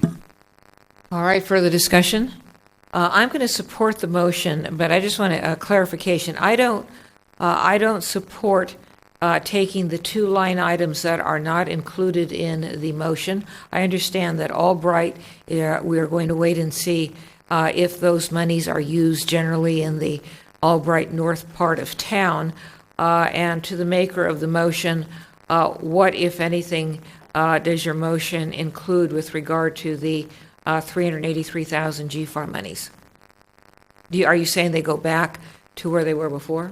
I was holding, my intent was to hold that until we had more information. All right. With that, I will support the motion for the discussion. Seeing none, all in favor? Aye. Opposed?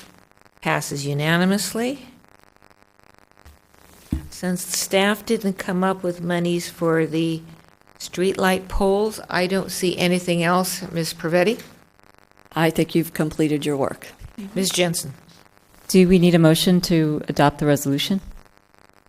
Yes, I think that would be prudent to do overall. That would summarize all of the actions taken this evening. I move that we adopt the resolution that's contained in attachment 1 of our staff report. I'll second with the editor that the motion, that the resolution by implication will encompass the motions that we have made today. That is my intent. Discussion? Hearing none, all in favor? Aye. Opposed? Passes unanimously. Thank you, staff and council.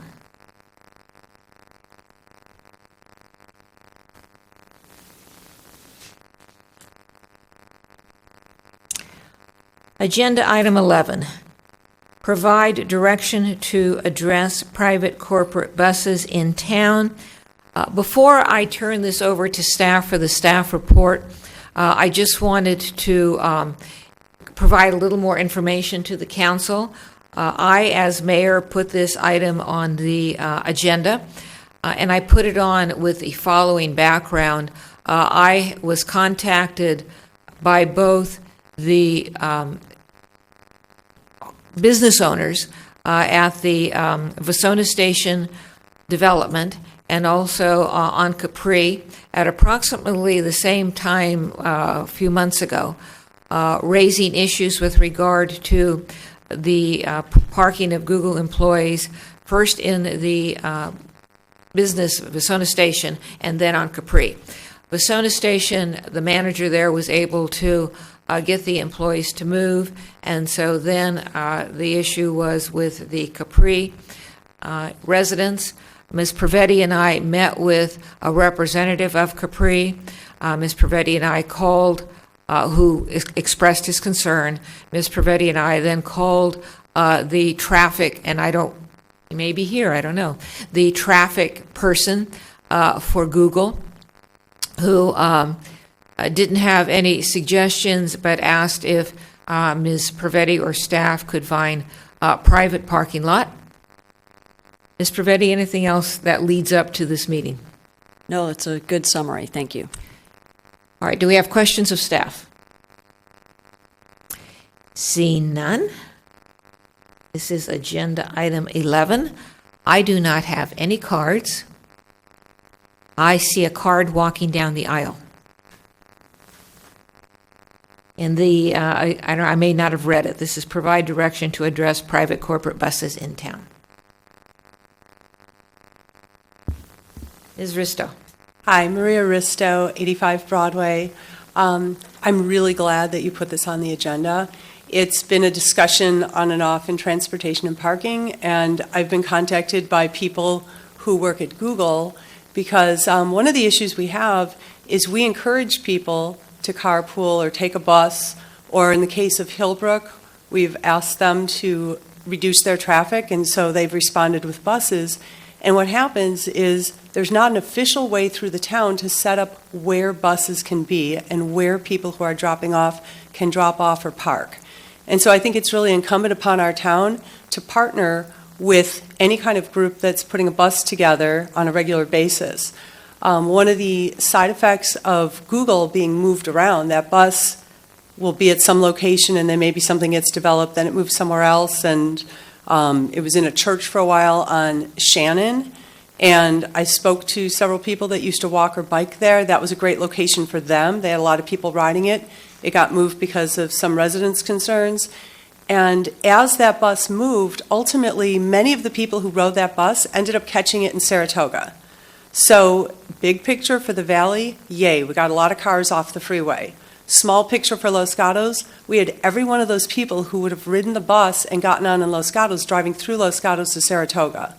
So, with a concept that we would address a good location that would be near residences, because if it's at the end of town and people still have to drive through Los Gatos to get to the bus, we've done the greater good of getting people onto buses and out of their single occupancy vehicles, but we haven't done a step of alleviating traffic in town.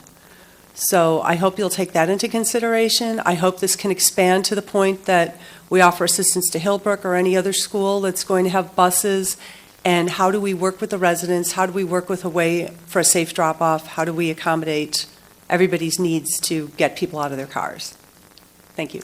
Thank you. I'm sure I have questions too. We'll start with Mr. Rennie. Thank you, Mayor Spector. Ms. Risto, in our report, and maybe this is better for staff, but I'll start with you, it says there's 333 Google employees with Los Gatos addresses, and it says Google reports 146 of those riding the bus, which is more than half. Is that before or after those that are now going to Saratoga, or does that include those? That's a good question. I can't answer that. Google could. If they're riding a bus, there are multiple stops that may include the people who are driving over to Saratoga right now. Okay, thank you. And as a rejoinder to that, part of the reason they were going to Saratoga is because the bus in Los Gatos then became such an inconvenient location that very few people would load there, and it would have to make multiple stops, and it took longer to get on the bus in Los Gatos and get to work than it did to drive to Saratoga and take that bus. So we don't want to make it that inconvenient. Other questions? Ms. Sayat. Okay, so you're also on Safe Routes to School, correct? Correct. So I want to use Hillbrook as an example. So with their Safe Routes to School program, are they able to identify what locations are most convenient for them to pick up students to take them to Hillbrook? How do they create where their bus stops are? Do you happen to know? That's a good question. I know that they've tried to work with Safe Routes to School. I do know originally they had a partnership. I'm mixing up the wrong churches. Because Hillbrook is part of Safe Routes to School, they do work together. But the problem is, you get a few people in a room that agree, and then you've got a larger spin out of people whose perception is that having a bus parked is unsafe, whereas I would contend that 45 cars is less safe. I think if it has the stamp of the town, if the town works together, because a lot of this is town property or coordinates, then you say, okay, this is what we've chosen, this is a good spot, this looks like one of the safest places, there will be less pushback and less drift of the thing moves every 6 months. Certainly, go ahead. And the second question I have for you is, based on your regional efforts, do you know what other cities are doing to help address this issue? My understanding is it's the parking that concerns most of the residents, because whatever location you set as your drop-off, and if it is close to residential neighborhoods, all those parkers are now parking in front of residential homes. My understanding, based on the feedback that I've got, that's the biggest issue that I've heard as a concern. With your regional work, what is it that other cities are doing to help address this? I will have to look into that. One of the problems is the further you put it, the more people do drive there. When it was on Shannon, according to two of the people that rode the bus, more than half the people could walk or bike there. And when they bike there, they load their bikes into the bus. And sometimes they'd ride all the way home, but they didn't have to deal with bike parking. You can't load your car onto the bus. So I think that's where the location of the pickup place becomes critical, where you want it in a place where people feel comfortable walking and biking. Further questions? Now, did you actually come to a conclusion somewhere around along there as with regard to a recommendation to us? One of my recommendations is, I did talk to Director Morley a couple months ago and ask if we could agendize it in transportation and parking, but realized we're only advisory, so I'm glad it's coming at this level, is that I do think the town should have an official corporate bus lot. And so some of the things you're addressing would fix that. We do need to then make sure there's enough parking there where people can park, not on streets. So I think someplace like near Netflix, I think that makes the best sense, that the town has an official place. And whether or not that's realistic in the near term or not, the next question would be, if we're using public sites, would it be your recommendation that the corporation using that site compensates the town, or the town takes the expense? If it's in a town-owned site, I think there should be some sharing of responsibility there. I think the town benefits from getting the cars off the road, and my understanding from reading the staff reports is that it looks like there would be some cooperation if there were negotiations with these corporations. And I think that's a reasonable ask because they benefit too. Mr. Rennie. Thank you, Mayor Spector. Ms. Risto, so last week, the VTA board approved the recommendation to go ahead and purchase the light rail station right away. And then Los Gatos has been requesting that they then turn that into a park and ride for these buses while we wait for the station, which could be forever, basically. So my question is, does this sound like a magic bullet that if we can move them all out there, or is it going to be, are we going to have this, it's too difficult to drive there problem? I don't know. I mean, at that point, what's nice about it is it's, a great location. The bus can get right onto the freeway, and so it'll be a quick turnaround for the bus. The downside is everybody who goes there has to get through town. So now you're going through the intersection by Albright and Lark Avenue, however people get there. So I don't know how those employees will get there if we can convince them to bike. And I know there's a good hearty bunch at Google. It would be interesting to find out from Google if they can poll their employees and find out if they had a permanent location they can count on, would they bike there? Because if every one of them drives there, it's still a good thing, but we have done nothing to reduce traffic in town, which is one of our problems. Further questions? Thank you.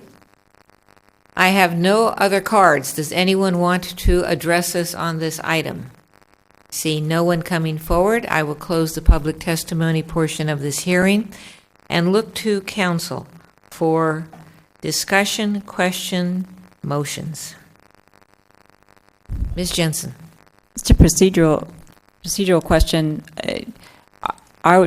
Is it actually the intent, since we're providing direction, to have a motion, or is it to make comments with respect to the suggestions that are in the staff report? We're certainly interested in any comments that you have. It would be helpful for us if we know which direction you would like us to pursue, and in particular, because we have not yet discussed a compensation element, if there's specific interest in that, it may be useful to put some of those elements into a motion so it's clear to all parties that, in fact, the majority of the council does want us to pursue that type of option. Ms. Jensen? So I'm not prepared yet to make a motion, but I will make comments that maybe will get incorporated in an ultimate motion, maybe not. So I'll start out by saying a very simple thing. Busing people is a very good thing. So to the extent that we are going to work together with people to use buses, be they for our schools, be they for a shuttle service in the town, be they for employers, whoever they may be, who would like to shuttle from the smallest employer on North Santa Cruz to the biggest employer in Mountain View. Any bus, as far as I'm concerned, is a good bus.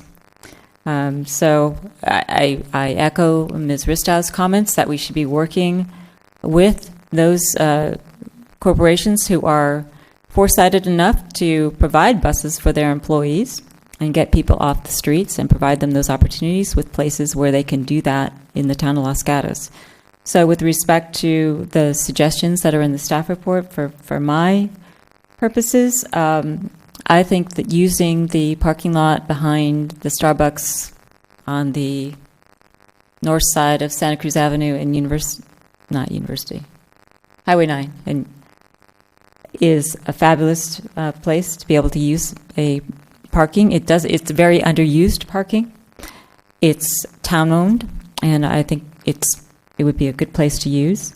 I don't think it's a particularly good spot on the corner of Winchester and Lark. I think it's too small. It already is impacted by lots of traffic, so adding something there I don't think is a particularly good idea. I also, as Mr. Rennie, heard that the VTA is prepared, if the tax measure passes in November, to purchase the Santa Clara Valley Water District land that's associated with the Santa Light Rail stop and convert that to a park and ride, and I think that would be great.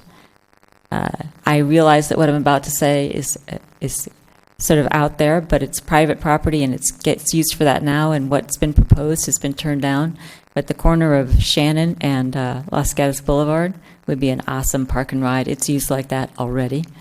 So I don't know what the town can do to talk to that property owner to see if perhaps that's a good use. So my final comment is, I agree with the staff that it is not a wise solution. It is not a solution at all to put red curb, no parking signs, preferential parking, or limited parking on public streets. The fact is that they are public streets. And the people that want to limit parking on their street probably go to another street and park there. So you can't shift a burden on a public street. It's a public street. So I appreciate that they have some difficulty, but as long as it's a public street, then it can be used by the public. So it's incumbent on the town to partner with those corporate entities and figure out solutions that do work so that we can get busing implemented in the town. Those are my comments. Mr. Rennie. Thank you, Mayor Spector. I'll say that I pretty much agree with all Ms. Jensen's comments. Maybe Winchester and Lark is okay. I'm not going to completely rule that out, but I'm okay ruling that out. All the others I completely agree with.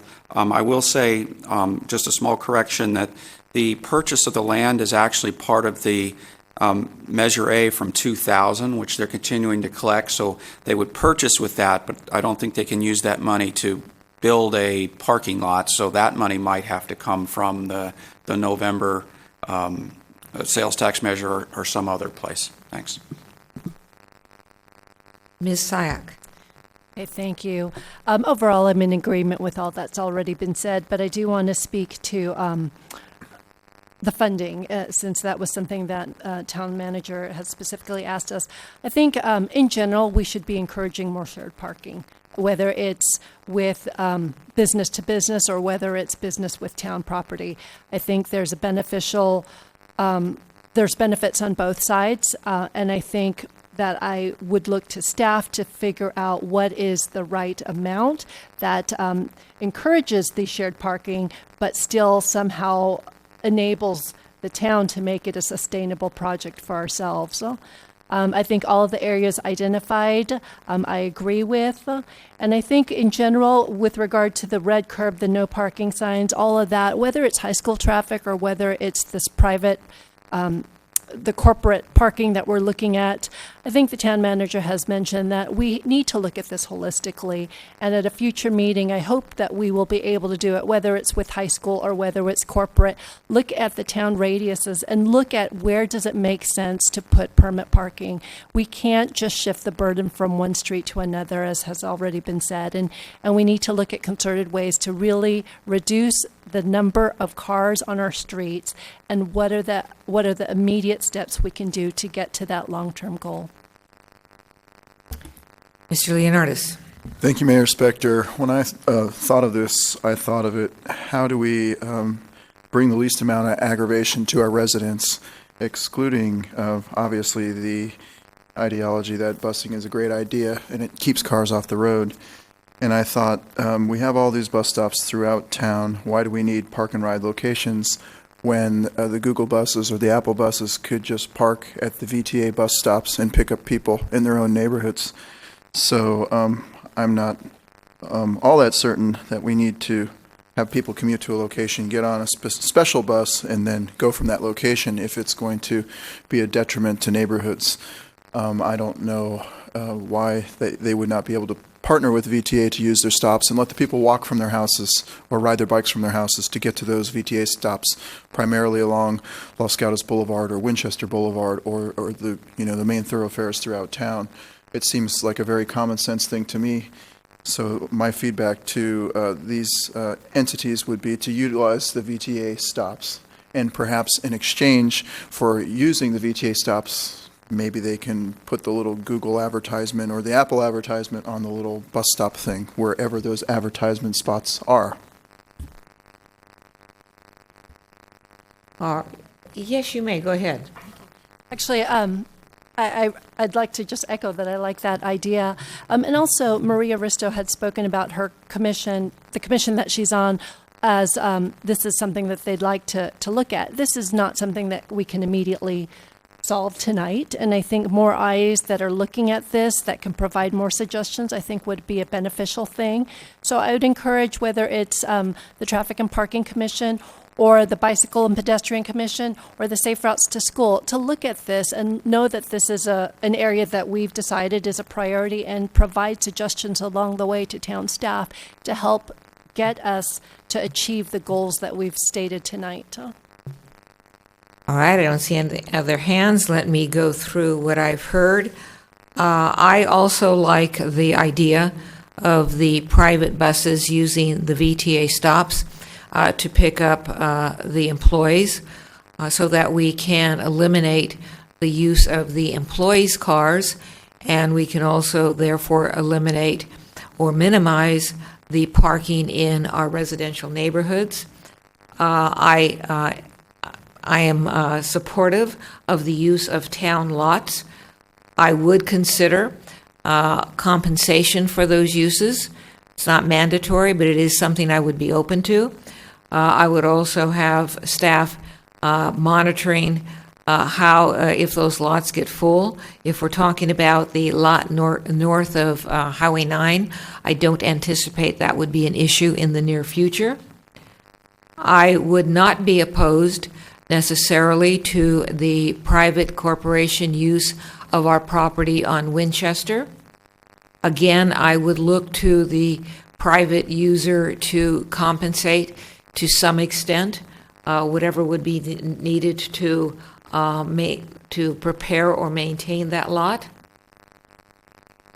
I would, and this may or may not made its way into the staff report, I had heard, I was invited, Los Gatos was invited to use the Campbell lot, or to suggest to Google and Apple that Campbell has additional space there. So to have us explore that. And that's all I have. Now, before I look to see if there's any other council person who wishes to weigh in on this, let me ask Ms. Pravetti, do you need more input? Have you been counting votes or whatever it is you're doing? I think we've got great direction from the council. We heard a lot of consensus points. We appreciate Ms. Risto, who spoke, and the opportunity to continue to partner with our own commissions as well as with the council. I think what we'll do is explore some of the compensation options. That would obviously need to be something that we would bring back to you, but I think we've got great direction, and the clarity with respect to some of the other options now being off the table is also instructive. So I think we have enough to move forward. Thank you. And when you were talking, I also don't want us to begin putting our no parking signs in our neighborhoods and therefore moving the problem. On the other hand, I think it's an issue that we need to address because it keeps coming up. So I would like the issue generally brought back to the council. Yes, and we're happy to work with you on scheduling that item. Mr. Leonardis. Thank you, Mayor Spector. One other thought I had, and I avoided saying this the first time around because there is a lot of traffic collecting in that part of town already, but the Netflix campus, the new one, has a bus area in the back, and I don't know if they would be interested in partnering with Apple and Google and perhaps carving off a part of their back parking lot if they have excess capacity to accommodate bus trips from other corporations. It's all set up and ready to do that already. It's nicely done. Well, I agree with that. That's a good idea. Yeah, we would just need to, since they are still expanding and under construction, I think we'd want to make sure that they can accommodate their own employees, but that might be a longer-term solution and partnership. Further discussion. Mr. Leonardis. Thank you to Ms. Pravetti's comments, and I'm, personally have witnessed quite a bit of what appears to be extra parking. Now, I realize there are 2 buildings still under construction, but at the current time, it appears that there is a lot of parking available for what it's worth. Further discussion? Hearing none. Anything else, Ms. Pravetti? No, thank you very much, Council. Thank you. We're moving on from that agenda item.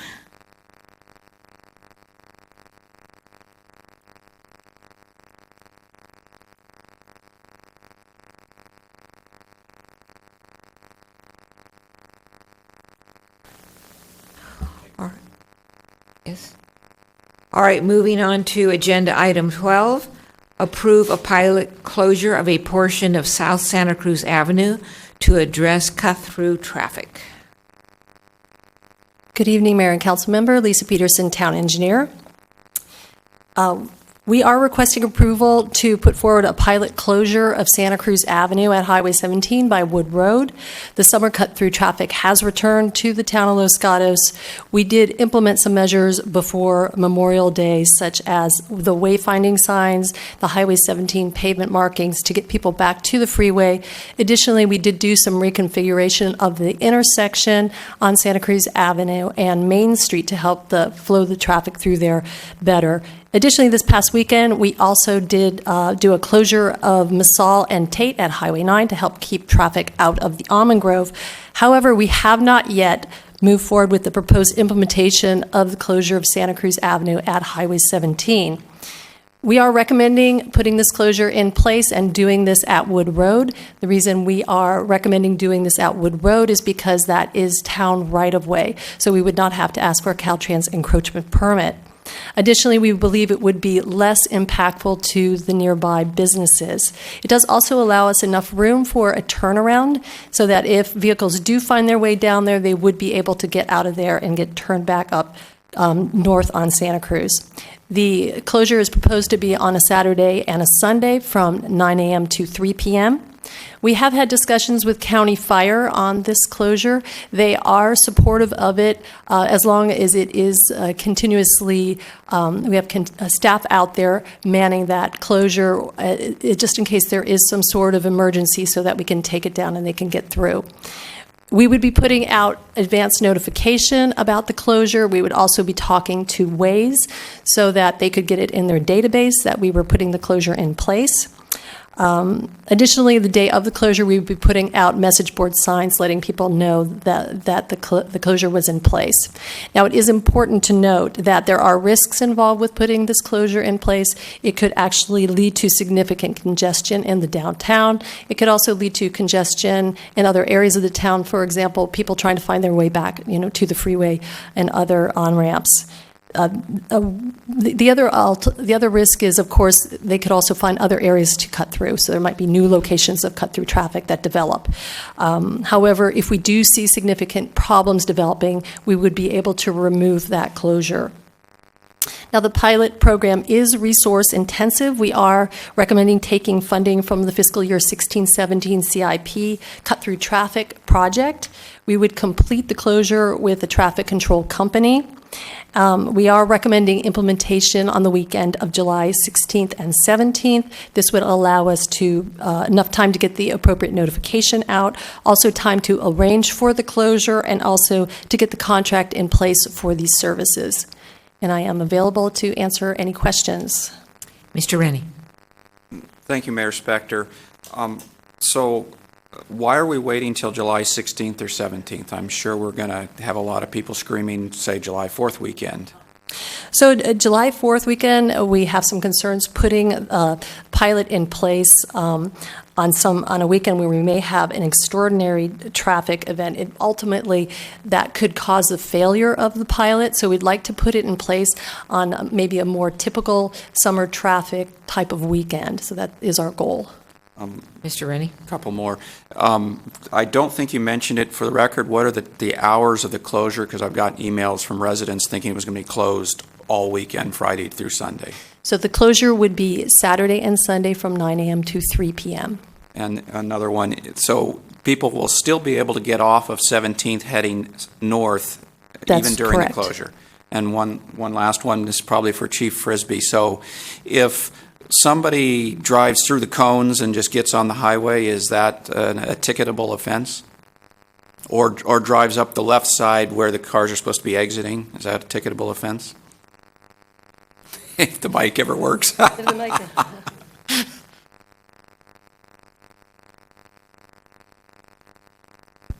Yes, most definitely, that would be a ticketable offense.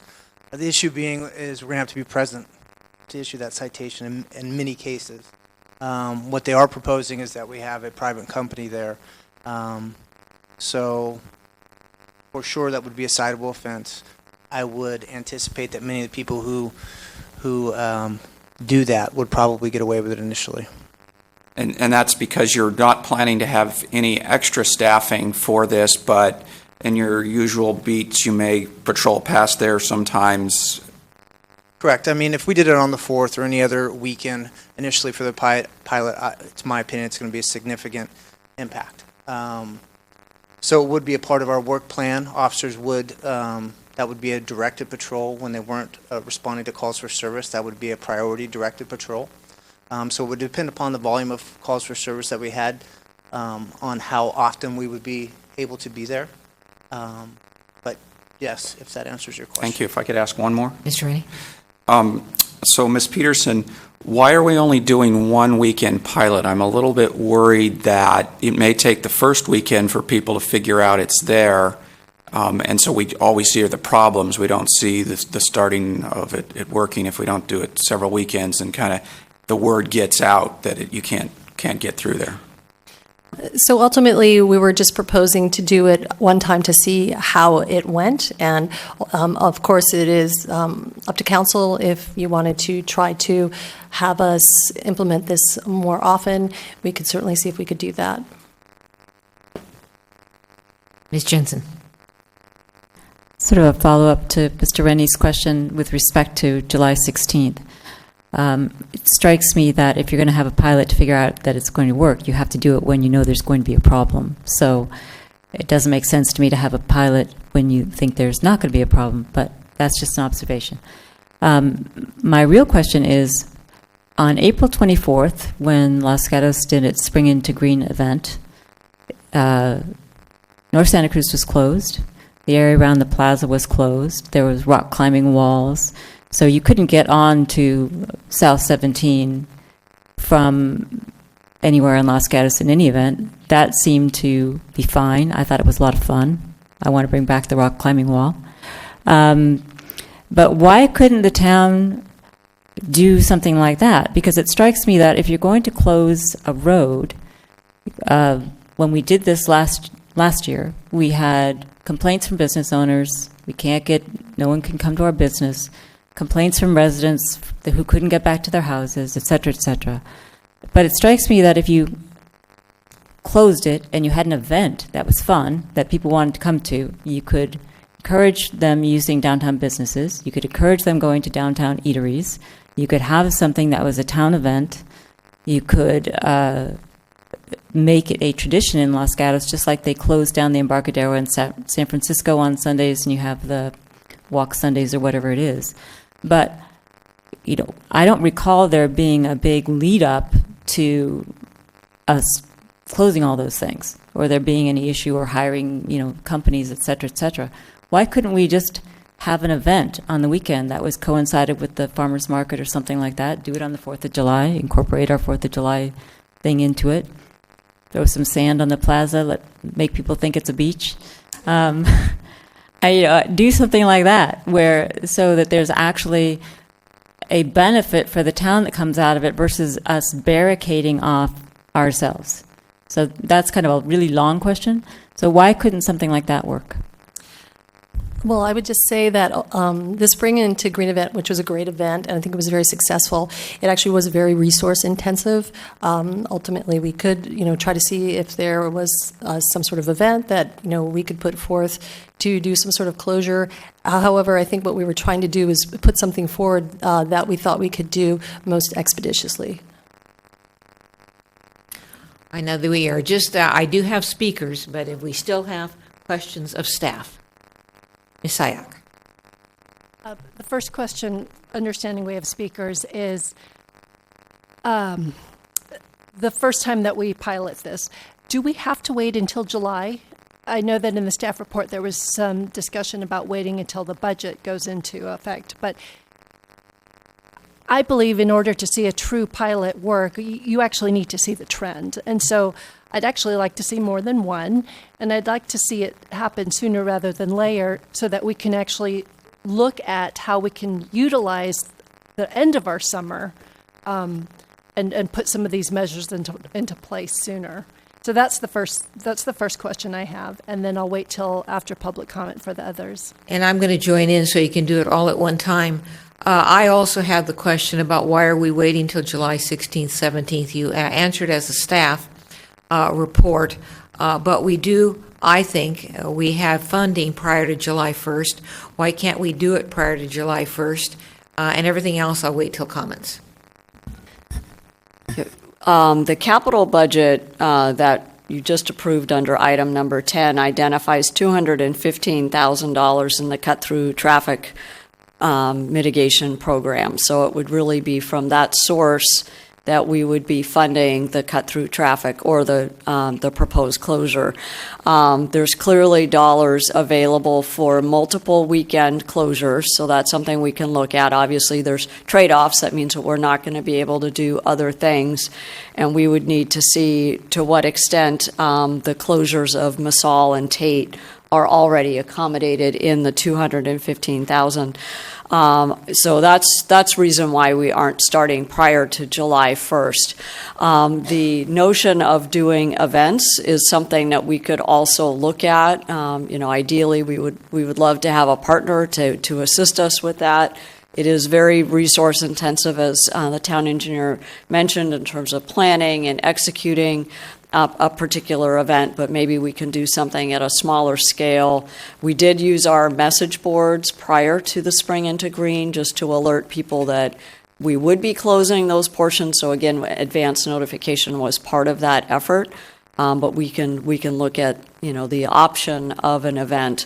But regardless, it would take a little bit of planning in terms of what are the activities, what are we going to do, and maybe we try it. We did get some feedback from Spring into Green that rather than closing that section of Main Street between University and Santa Cruz, that perhaps we would want to close South Santa Cruz between Main Street and the street by where the post office is. So we might try a different location for a fun event for the town. But basically, we're waiting for this new budget fiscal year to go into effect before we try these options. Before I recognize Ms. Sayak, I was under the impression or recollection that this council authorized funding in 15-16 for traffic control. I think some of that may have already been expended with the activities that we did last summer. So we did not have a budget item a year ago. So it was the interim town manager who took the initiative to make those investments. So we did that essentially and absorbed it, and at mid-year we made the adjustments to make our budget whole. So that was an upfront cost. Now we're trying to plan more deliberately and make sure that we have ample notification and dollars in place. Ms. Sayak? Real quick, you mentioned events. Is it possible on Sundays just to shift our farmers market over one street so that it is on South Santa Cruz and it serves the dual purpose of having an event there and somewhat closing the street? We could certainly work with the vendor and see if that's a possibility. Thank you. Okay. And then the second thing I want to mention, and again, I want to hear public comment, is the 383 that we had just set aside in a prior discussion that we didn't want to allocate for PCIs until we actually got more information. I was thinking in the back of my mind that that's something that we could also potentially save for this effort should the council determine we wanted to put more resources into it. I'd also like to make another comment, if I could, about the multiple closures. I think Caltrans actually does come into the equation at some point. So I think they are, we have talk to them informally about this closure. I think if we're talking about multiple continuous closures, that they're going to want to be part of that conversation, and it could end up, the closures could end up looking different based on that conversation with Caltrans. You raise another question then. If we assume that this council wants to go forward with the closure of Santa Cruz onto 17, and if we take a leap of faith and think that it's going to be better than the town was on Memorial Day, shouldn't we be asking asking Caltrans what they want to do? Or do we have any idea? Well, I think it's, although there has been some precedent for Caltrans closing some on-ramps, it's been very few and far between, and they don't tend to be supportive of that. But we certainly, have started the conversation with them. We've started with this first initial pilot program. If we're talking about, continuous ongoing, we would just need to continue that discussion. Well, since I would be personally looking at it, if we're going to do it at all, to be looking at it for the rest of the summer, if Caltrans isn't going to let us do it, then shouldn't we know? Or if it's illegal, shouldn't we know? So again, I think that we had initially approached them talking informally about a pilot, not a sort of a continuous ongoing closure. And I would just reiterate that we would have to bring them into the conversation. I can't ultimately predict how they would react. Perhaps they could be supportive of it, but we would need to have that conversation. Well, let me switch my question then to Mr. Schultz. Is it illegal for a town to close off one of its streets if that street, and then the next part of the question, if that street is an on-ramp to a highway? No, we can do it. There's nothing that prevents us from closing off the streets, just as been stated. We've done that for festival we've had. We've closed it. If you go back in time when the Brazilians were here, we closed streets. So if it's our right of way, our streets, we can do that. And does it make any difference if we're closing it for one Brazilian weekend as opposed to several Los Gatos summers? I believe that we have the ability under our police powers for health and safety purposes to be able to close our streets where we have either owned them in fee or we own them in right of way. All right, thank you. I'm going to ignore any other questions, so these people who may want to still be here and talk to us can do that. The first card I have is Kevin Fellini.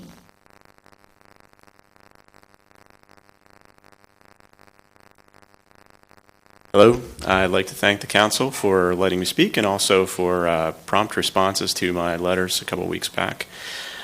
You've covered most of the things I really wanted to touch on today, but I really did want to touch on a couple for emphasis a little bit. The size of the issue, you may know, I walk all the neighborhoods, and it's a great pleasure for me. It was startling and scary. Almond Grove, Glen Ridge, everything. I talked to somebody last weekend who lives on Pennsylvania on the corner, and she scoped it out for me very nicely. On the 29th, she clocked one car coming down Pennsylvania Avenue between Wissahickon and Walnut. The time to travel that one, not quite city block, 33 minutes. So if we're worried about turnarounds or anybody getting stuck in town when we start an experiment, worry not, it can't get worse. It was like something out of a Hitchcock movie, and you can imagine Tippi Hedren scared, trying to find shelter. This problem's not going to reverse. There are more people in the valley every day. They found the beach. They found our town as a way to get through. That's not going to go anywhere. And let's be clear. Nobody gets to Santa Cruz faster because they came through Los Gatos. No matter where they start, they end up in exactly the same spot. So coming through our town is not a solution. I'm glad we're looking at doing this in different ways. And finally, I'm glad I heard what I just heard, but I look at it this way. This is our battlefield because it's our town, and the cars are coming through. If we're going to have to fight with the cars or fight with Caltrans, I say, please pick the battle with Caltrans. We'll back you up. Let's do what we can. Thanks a lot. Thank you. Questions? No, thank you, sir. Lynn Williams.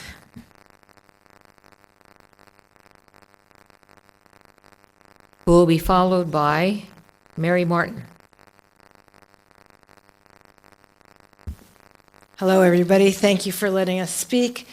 I agree with everything that was just said. I need to understand if the council has looked at Nextdoor emails. Are you all on that? I only get one nodded head. All right. So Nextdoor email is a local kind of discussion bulletin board that you sign on to, and you can read the discussions. And I think the police department puts notices out. It's sort of a public forum, and this has been one of the major subjects. I'm going to tell you a story. I live up on Vista Del Monte, which you'd think would be kind of free of this problem. I went to go to town going up Vista Del Mar and Spreckles to come down Loma Alta, thinking I would miss all the Los Gatos. No. Waze is now sending them through my neighborhood, which is so far off, it's really strange. And I could not get past Eastfield Minquang. We turned around at Eastfield Minquang and went back home. Did not go to any of the businesses in downtown that I had been planning to go to. So my vote also is do not wait until July 16th. That's halfway through the summer. Get the word out that every single weekend during every single summer, there will be no way to get through Los Gatos and back on 17 South. Come here to shop, come here for farmers market. I love the idea of moving the farmers market or encouraging more farmers to come and fill Santa Cruz Avenue South right there. It'll make our farmers market more profitable for the farmers. It'll be lovely, and it won't cost us a contractor. We won't have to hire somebody to watch the closure on Sundays. So we'd only need somebody on Saturdays, if that, and could always make sure that the farmers market might not go past Broadway, and then any emergency vehicles have a way around if they need to. I want to agree with Council Members Rennie and Sayak on both of your comments. I'm not going to add to it. They were really good. I think the whole thing is the psychology of it, to let as many people know in advance. We have 3 weekends until July 4th to put up signs through town, letting people know there will not be access on July 4th weekend or any other weekend after that, and put in ads in the local papers, in the Mercury News, online, any other way to get the news out. But once people have experienced it, we may have one bad weekend. That's me? Okay. Thank you for letting me speak. Do we have questions Any for Ms. questions? Williams? Seeing none, thank you. Mary Martin.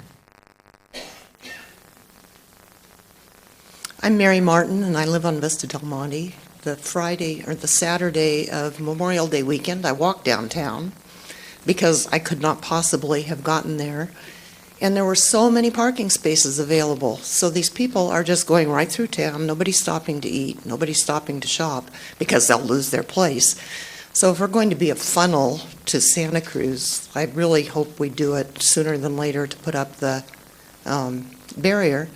And I also wonder if you could cooperate with Caltrans to get those Amber Alert signs saying, when the Bay Bridge is going to be closed for months in advance. We're hearing about it here. That they could put up a sign saying, don't cut through Los Gatos, stay on the freeway, you'll get there faster. Too many words, but anyway, you get the idea. And so I'm hoping that this happens soon and frequently. Thanks. Thank you. Angelia Dorner. And she will be followed by Catherine, looks like, Summers. Hello, Angelia Dorner, proud resident of the Almond Grove. I had a great time this last Friday because I saw so many people at Home Depot getting all the stuff that they needed to get for their gardens to work in their yards over the weekend. So many people at Safeway getting the provisions for the barbecues and everything else on Friday afternoon because they knew they were not going to be able to leave their homes on the weekend. But seriously, I mean, I really did run into so many people doing that. It was it was pretty funny.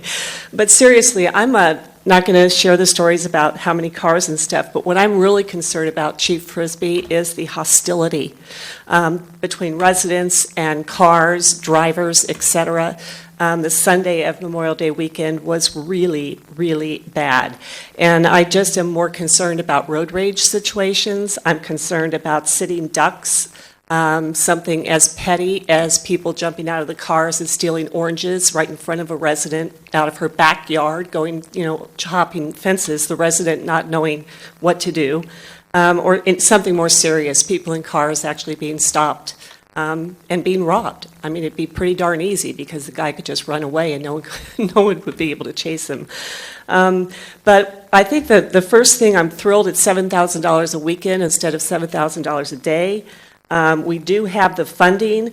I believe that it's June 7th now. You were waiting for funding July 1 to do it July 15th. That's 14 days. So if you get approval right now, you can be ready by the 21st of June, meaning the first weekend for closure could be June 25th, which is one weekend prior to July 4th. And if you count from June 25th through Labor Day, that's 11 weekends for a total of $77,000.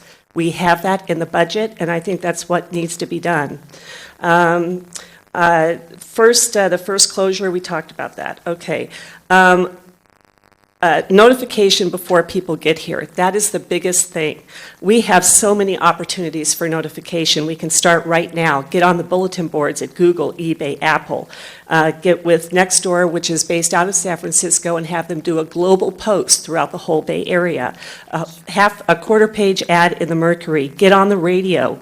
Have a town rally in the park, just like Town Not City did when they were fighting North 40 out here. Have it right there at the park, advertising what we're going to do, and be sure that we get the media there. That should be a pretty easy thing to do. I'm more than happy to participate in getting that done. I think town events, let's be a town. Let's have ice cream socials on Saturday and Sunday. I think there could be a different service club each weekend that could take on the goal of making sure that they've got ice cream out there, maybe some red, white, and blue every single weekend would really be nice. And I know there are a lot of neighborhoods talking about Nextdoor that would take a weekend as well. And one last thing. You're trying to go over your 3 minutes. Yeah. We'll look at something on the wall. Mm-hmm. That's it. Next, June 14th is Flag Day. Please be sure to fly the red, white, and blue. Thank you, Angelia. Catherine, again, it's Somers or Soames? Summers. Summers. And I'm here to represent the Chamber of Commerce. I've been consulting there for the last couple months, and I would be remiss if I did not support our member businesses. I'm sure you've heard some of their concerns about the closure of that entrance to Highway 17. And I have received multiple phone calls working at the Chamber of Commerce that that closure last year caused a significant decrease in revenues for those businesses. I've had many of them. We've actually had a few conversations with the Chamber where I've had a lot of the downtown business owners come, and that was the number one concern for the summer was, how can I come down and help convince the town council that they cannot possibly close that road? So while I understand that traffic is really bad, I deal with it myself every weekend because I live in town right up the hill, and even to get down from the hill down into town takes a long time. But I do think to appease everybody that is in town, we do either need to present it in a way that's not just like, hey, businesses, we're going to close the town and we're going to really mess with you again this summer. We need to, I love Ms. Pravetti's idea of possibly having an event. The Chamber would be very excited about having an event and really trying to build it up for the businesses so that it's a win-win for everybody. I also, I really appreciated what you said, Ms. Sayak, about having really having a formal discussion of what else we might be able to do, because I don't necessarily know if the road closure is it. I mean, maybe there are, some crosswalks that we haven't looked at that we could close. I mean, I get ideas every day sent to me about what people think we should do. So to just come straight at it and say, we're going to close this road, and not now just once, but perhaps the whole summer, is going to be a really big deal, and I think you're going to upset a lot of people. Don't leave, because it looks like you have some questions. But I have business owners and property owners talk to me on this issue too.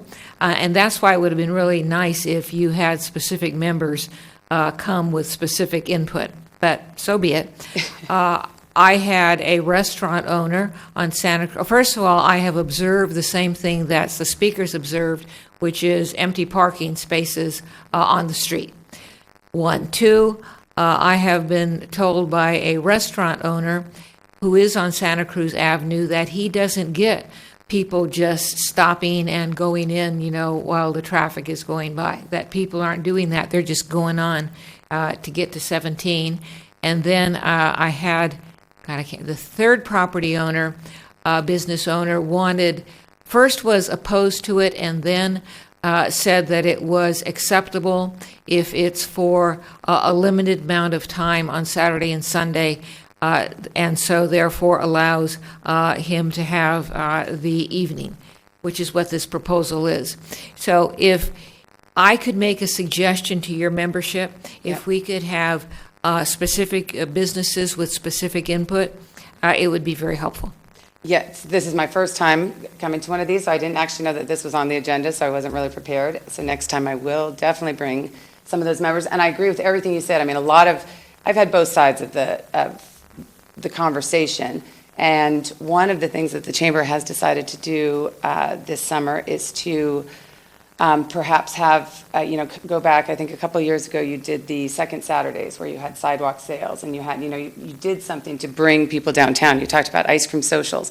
It was really to get the townspeople, back down and bring them down. And so then the road closure wouldn't be as big of a deal, because you'd still have pedestrians walking around and shopping in the shops and eating in our restaurants. So I just think it's an opportunity to really work together and to celebrate the community as opposed to, I think, so it's just all about the approach of how we close those roads. Ms. Sayak. Thank you for your input.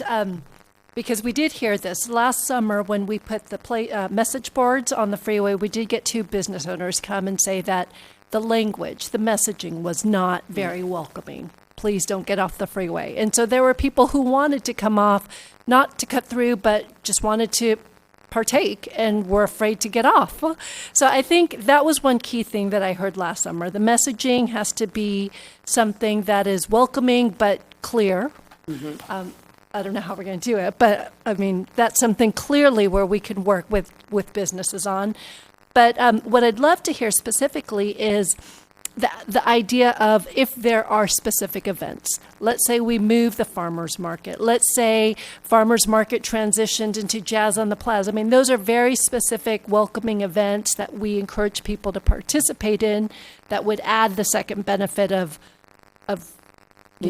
preventing cut through. Like, I'd love to hear more feedback on those ideas rather than just a barricade. That doesn't seem welcoming. Yes, no, and I completely agree with you. I think those are the conversations that are probably better to have sooner than later, because as the Chamber, we would love to be the conduit of good news about what the council is doing to help remedy the summer traffic situations to benefit everybody. And I think if we do it the right way, we'll get their support, and I know we probably have some of their support, but it would just be nice to have the whole town's support and the whole business communities as to what we can do to make it better for everybody this summer.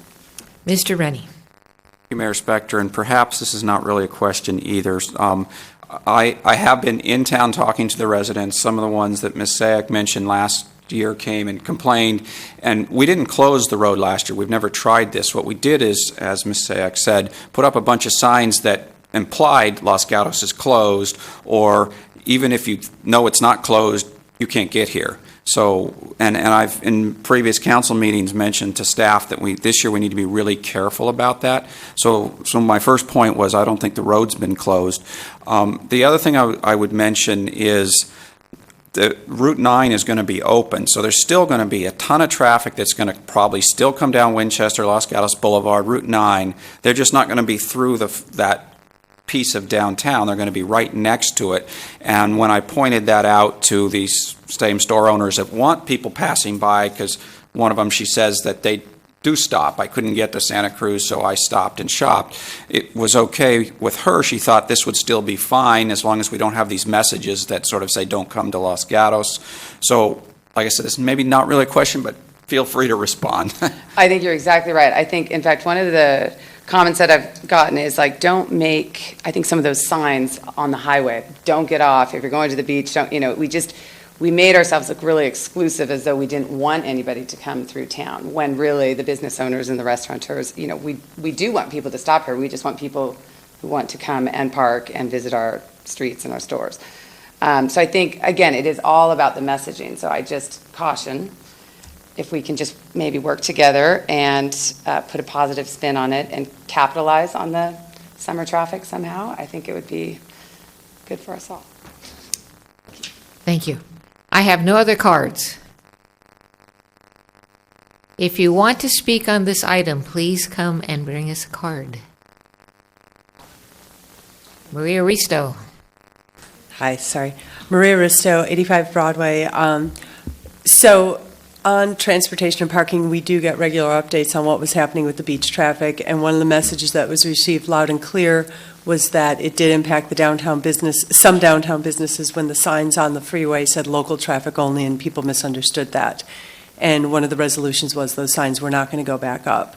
So one suggestion I have is when they do the signage for some type of closure at South Santa Cruz, the sign should be positive. They should be, last exit, along Highway 9, last exit to Santa Cruz is at Highway 9 or something, so people know that.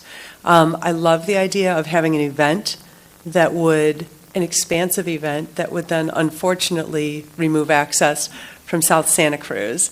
One of the alarms I had initially is that if you close the section of Santa Cruz Avenue between Main Street and Broadway, that doesn't cut off any of the Almond Grove cut-through traffic, because they go through the Almond Grove and they come around and they go down Broadway and they can get back on.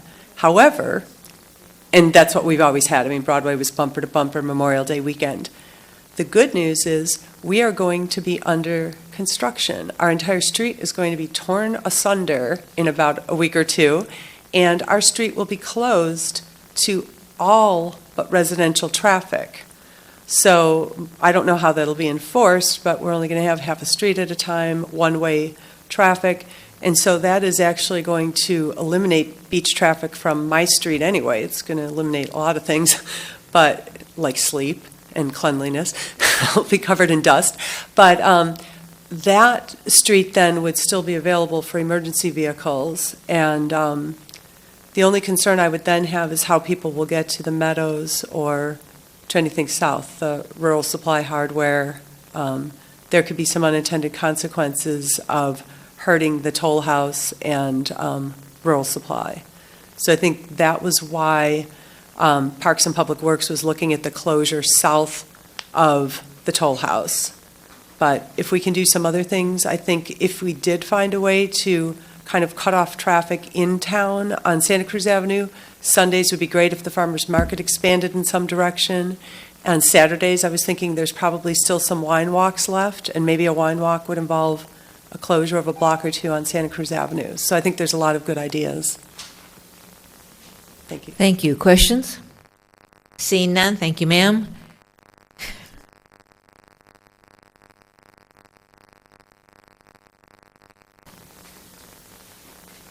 Okay, just go ahead, give us your name. Go ahead. Hi, Natalie Ladd. I think it would be wonderful for us to do the pilot program before 4th of July, preferably one weekend before. And then ultimately, after we do the pilot, we've got to figure out what the conclusion is. And one of the things I was thinking is, do we even really know how much traffic goes down Santa Cruz onto the freeway? When we were doing the Hillbrook study, we put those tubes down and we counted how many cars go through. I've actually researched that before, and we could find out like what time of the day, how many cars, what the speed limit is, and perhaps we should take a look at those numbers during regular week, in the evening, traffic both ways. So when we do the pilot, we could look at some real information. What if it's 5,000 regularly and it's 20,000? Can we then go to Caltrain and say, this is what's happening to our roads? So I'm requesting that we go one step further and gather the information so we can make a better conclusion at the end of the pilot. Let me follow up with that because I want to get clarity. Are you saying get the pre-numbers being like tomorrow, or the pre-numbers being what happened on Memorial Day? Both. The pre-numbers, the regular weekends, the 4th of July weekend, all of it. So we have a real idea of what's happening. Other questions?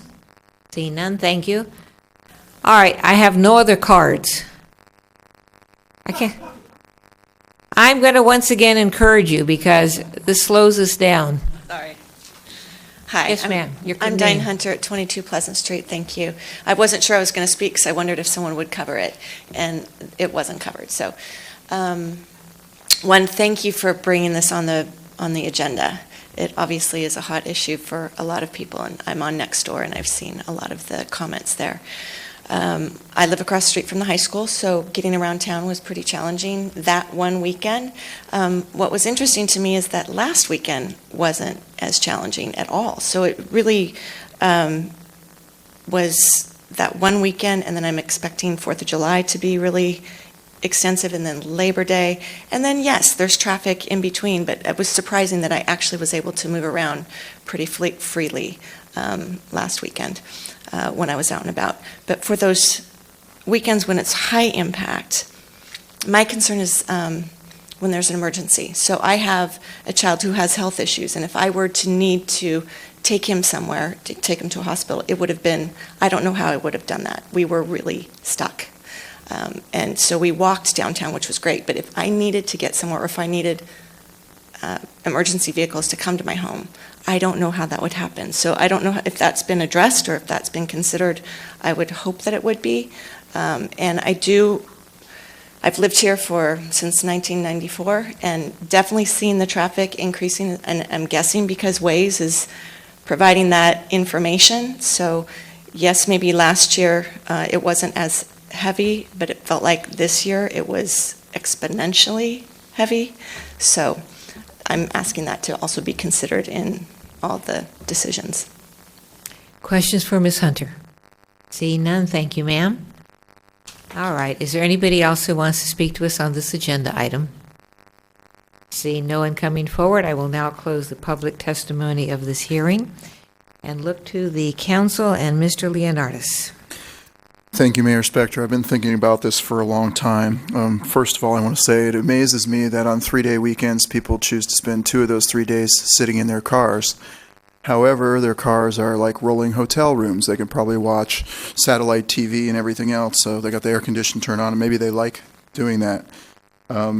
I did also hear from business owners who were concerned about losing a lot of business last summer, as well as the directional signs that we put out. And I like the idea of positive messaging if that's the way we're going to go. I had suggested, stop and shop, park here, those types of positive messages to encourage people not just to drive through, but to actually get out of their car and get some relief and spend some money in our town. In reference to closing the entrance to Highway 17 by the toll house, I hear that over and over and over again from not just the many letters we get, but many residents in the community.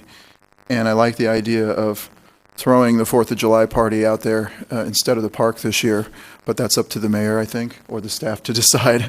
But that would be one way we could test that. But if we throw a party, we have to be prepared to accommodate the party as well. That costs money. So if we throw a party or we throw a farmer's market and everybody decides, hey, let's go, if we put positive messaging signs that says, roads closed, farmer's market in downtown Los Gatos, everybody might try to swoop there, and we don't know what the ramifications that would be. Also, it costs money to do that as well. I liked the idea, one of the speakers mentioned counting the data and finding out exactly what we're up against. One idea I've been holding on to for a long time, though, and I think this might be the key. If we're going to spend $200,000 just to do these temporary things every year to try to stop this, we should probably consider putting some nice decorative gates in on Ridgecrest, Tate, and Masol, and consider only closing those decorative gates on these types of days that we know there's going to be an onslaught. It's not going to close North Santa Cruz. It's not going to close the traffic to North Santa Cruz. That will affect the businesses, but it will protect the residents. Here we are. We're going to be redoing the Almond Grove streets. This is a wonderful opportunity to make kind of a real nice antique decorative gate or something that can be closed only to residents and their guests on those days, and or open, only open to residents and their guests on those days, and try to avert the traffic from just cutting through all those neighborhoods. And we can control that. That's something we can control. We can have people go out there, our PD, or perhaps volunteers from the neighborhood, where we can just shut them and open them. They would be open 99% of the year, but we would get those days where we know people are coming. So it's just one thought I had that might be better than just trying to put up all these temporary measures all the time, and it would protect the residents, and it might add some unique charm to the area as well. Mr. Rennie. Thank you, Mayor Spector. I have a few more questions of staff, actually.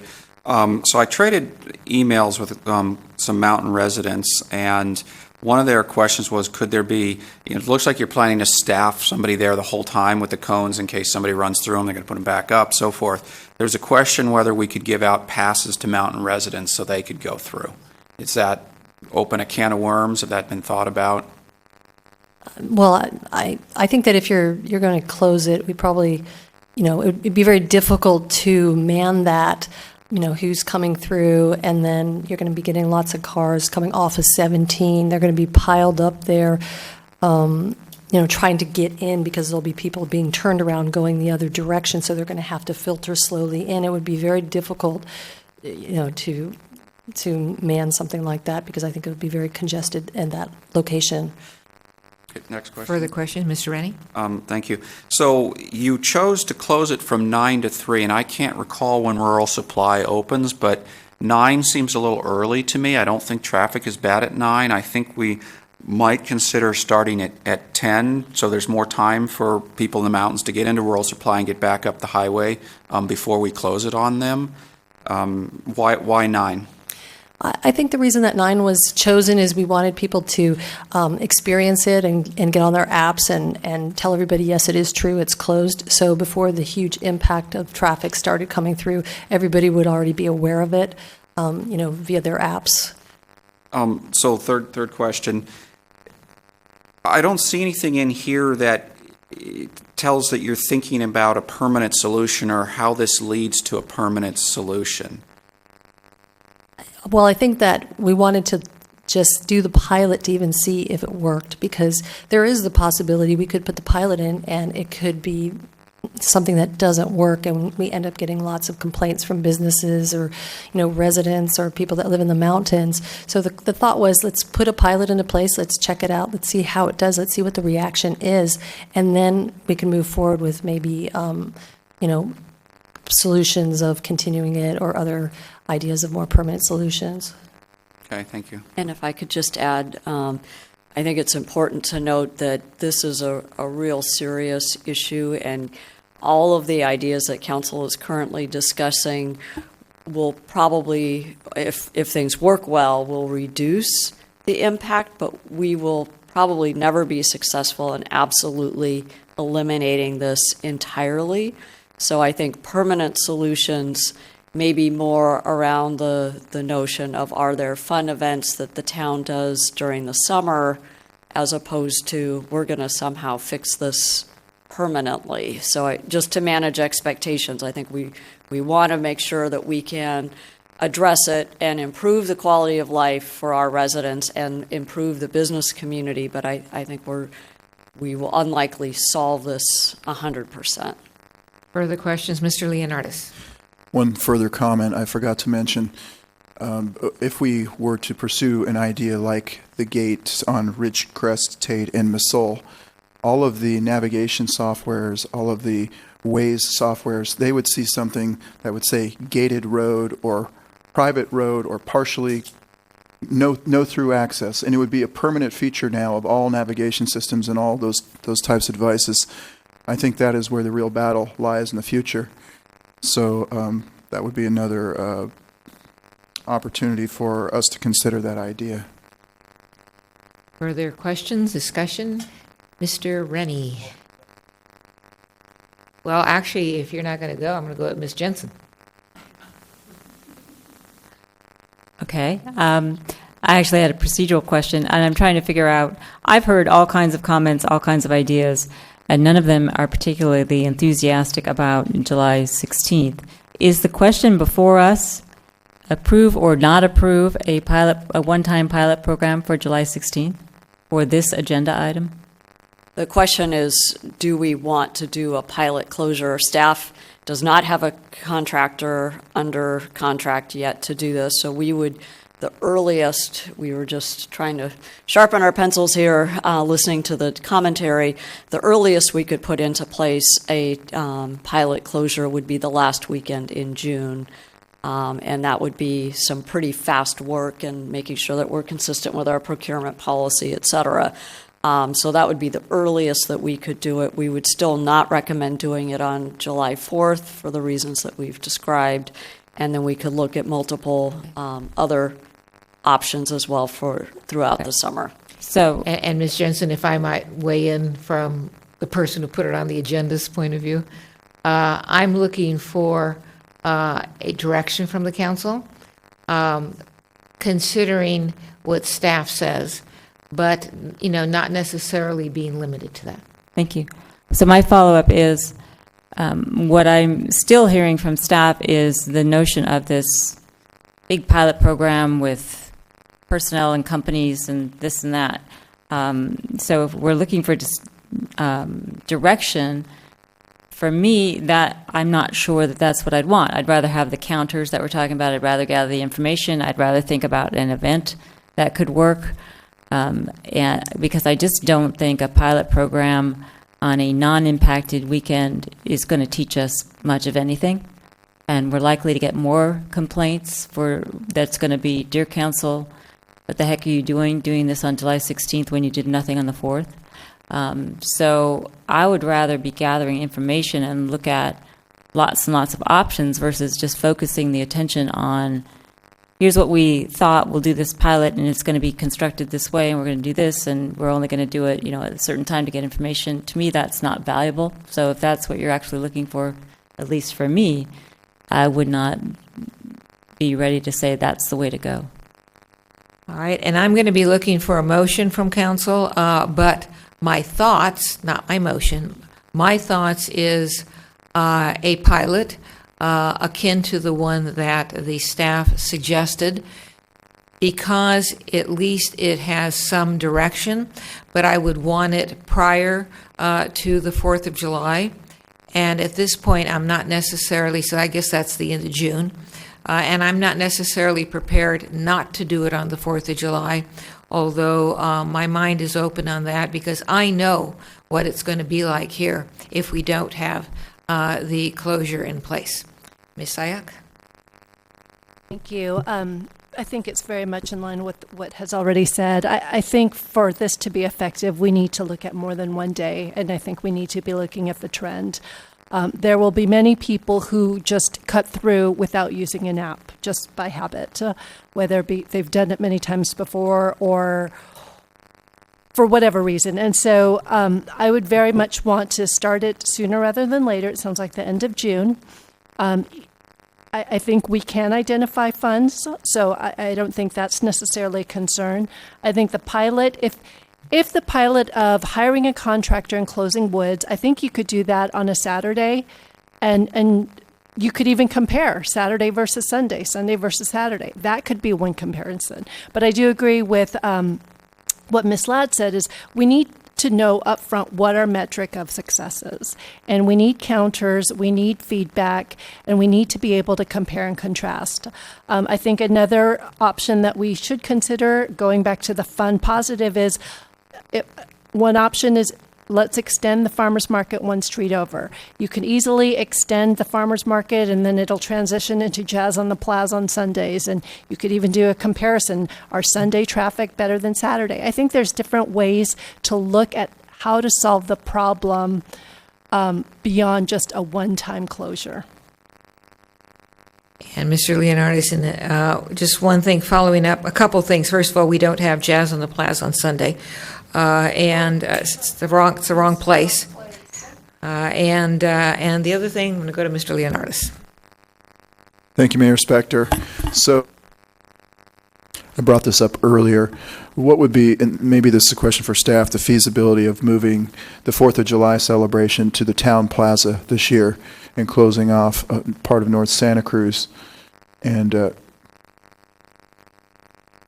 we are currently in the planning phases working with the service clubs. I believe, for example, the veterans group was looking forward to having a table to promote some of their activities. We would have to do some pretty fast work because I believe staff is well underway with promoting the location. We haven't yet launched that formal promotion, but if it's the will of the council, we'll have to do some very quick work.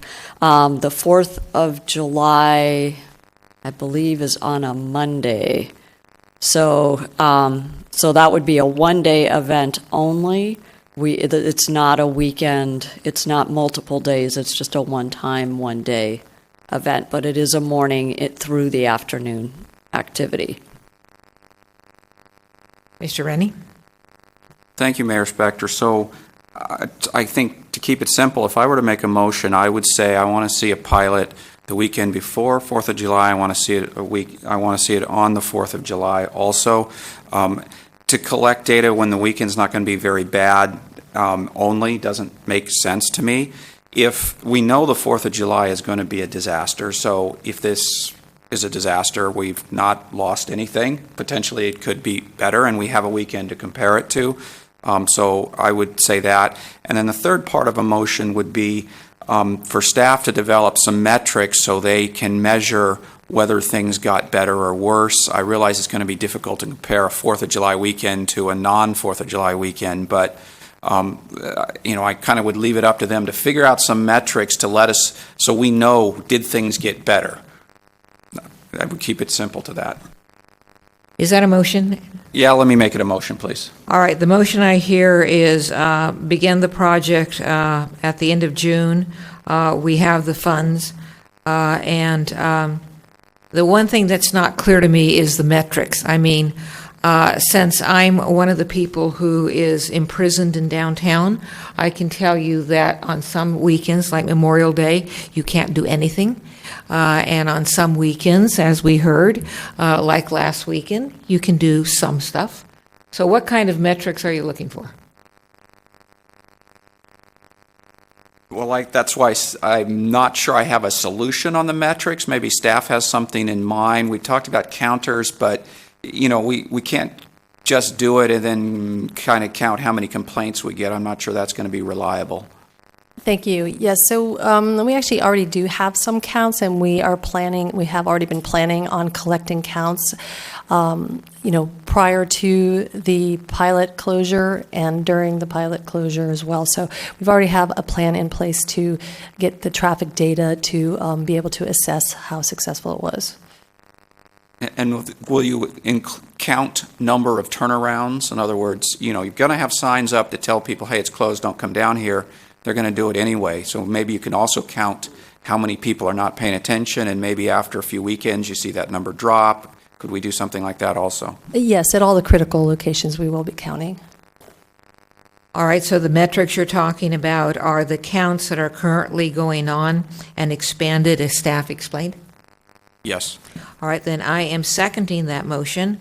A question I have is that assuming that we begin at the end of June, and then we go through the 4th of July, and then we go to the weekend after the 4th of July, this actually could be very interesting metrics. What is staff's input, if any, as to whether or not we should go beyond that time frame, or should we, I was going to say come back to the council, but we can't do that.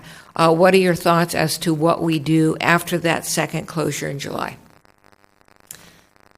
Ultimately, I think from staff's perspective, we would like to have the analysis of what actually happened and if it was successful. How we communicate that to the council, I'm not totally clear on because we won't be meeting in July, but I have an idea. Let me ask Ms. Pravetti. Having some familiarity with our agendas, I think we could bring this back on the first meeting in August. Yes, we could do that for August 2nd. I think the question would be, July is a long month, so we do have, I think, 5 weekends total in July, so we would have 2 weekends without the pilot. So we would have weekends with and then weekends without, so you would have the ability to do the compare and contrast that you've requested, and we could certainly put this on the agenda for August 2nd, and then that would inform what actions, if any, we'd want to take for Labor Day. And so you're assuming that the motion encompasses the end of June, the 4th of July, the weekend after the 4th of July, and then stops. That is my interpretation, but open to modification. Mr. Rennie, is that your motion? Yes, please. And it'll come back to us in the first meeting in August. All right, that's the complete motion that is on the table. Discussion. Mr. Leonardis. Thank you, Mayor Spector. I mean, I think regardless of what we do, the primary objective has to be the general welfare of the public safety, their quality of life, and then the business community. Obviously, we don't want business to be affected by it either. So however data we collect, whatever we're doing, we need to look at those objectives and view things through those points of view. Ms. Jensen. Just had a question for the maker of the motion. So I'm considering whether to support the motion, but I want to know whether you are contemplating for the pilot closure just a barricade with a company, or you are including in the possibility of how that closure would be accomplished, that it coincide with an event. It might be expanding the farmers market, it might be a wine walk, it might be something else, but is there the possibility that one of the pilot weekends would be closed due to an event versus putting up a barricade? So in my mind, it's not important whether it's an event or not. So if you'd like to have an event, that's okay. I have some concerns. I can't see how you can not allow access to the meadows. You've got old people that certainly can't, some of them can't walk, so they're going to, have to get up there or get out. Emergency vehicles have to get there. So, all this discussion of events, I kept wondering how we're going to do that. I don't know what you did for Spring in the Green.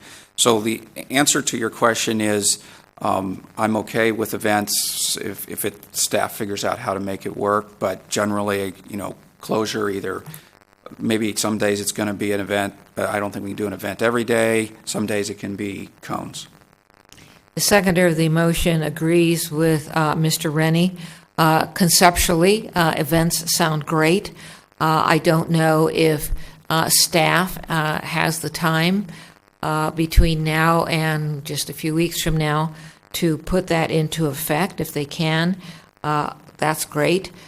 We do have the issue with not blocking access to the businesses that are along Santa Cruz Avenue. Immediately before 17, and we also have the issue of Wood Road. Further discussion. Ms. Sayak. Just a couple more things to add on to the motion. It doesn't have to be a part of it, but just comments. When we're talking about metrics, I heard over Memorial Day of all the safety calls that went into our dispatch. And so I think that would be another metric. I'd like to know how many calls are they decreasing? Are they not? Response time. Those, I think, are valid objective numbers we can look at. I want to make sure that we work clearly and quickly with the chamber because of the concerns that they had last year regarding messaging. I think I heard at least consensus that we want to keep it positive versus stay out of our town. And then in terms of events, I just like events. I think anything that brings the community together is always a positive thing.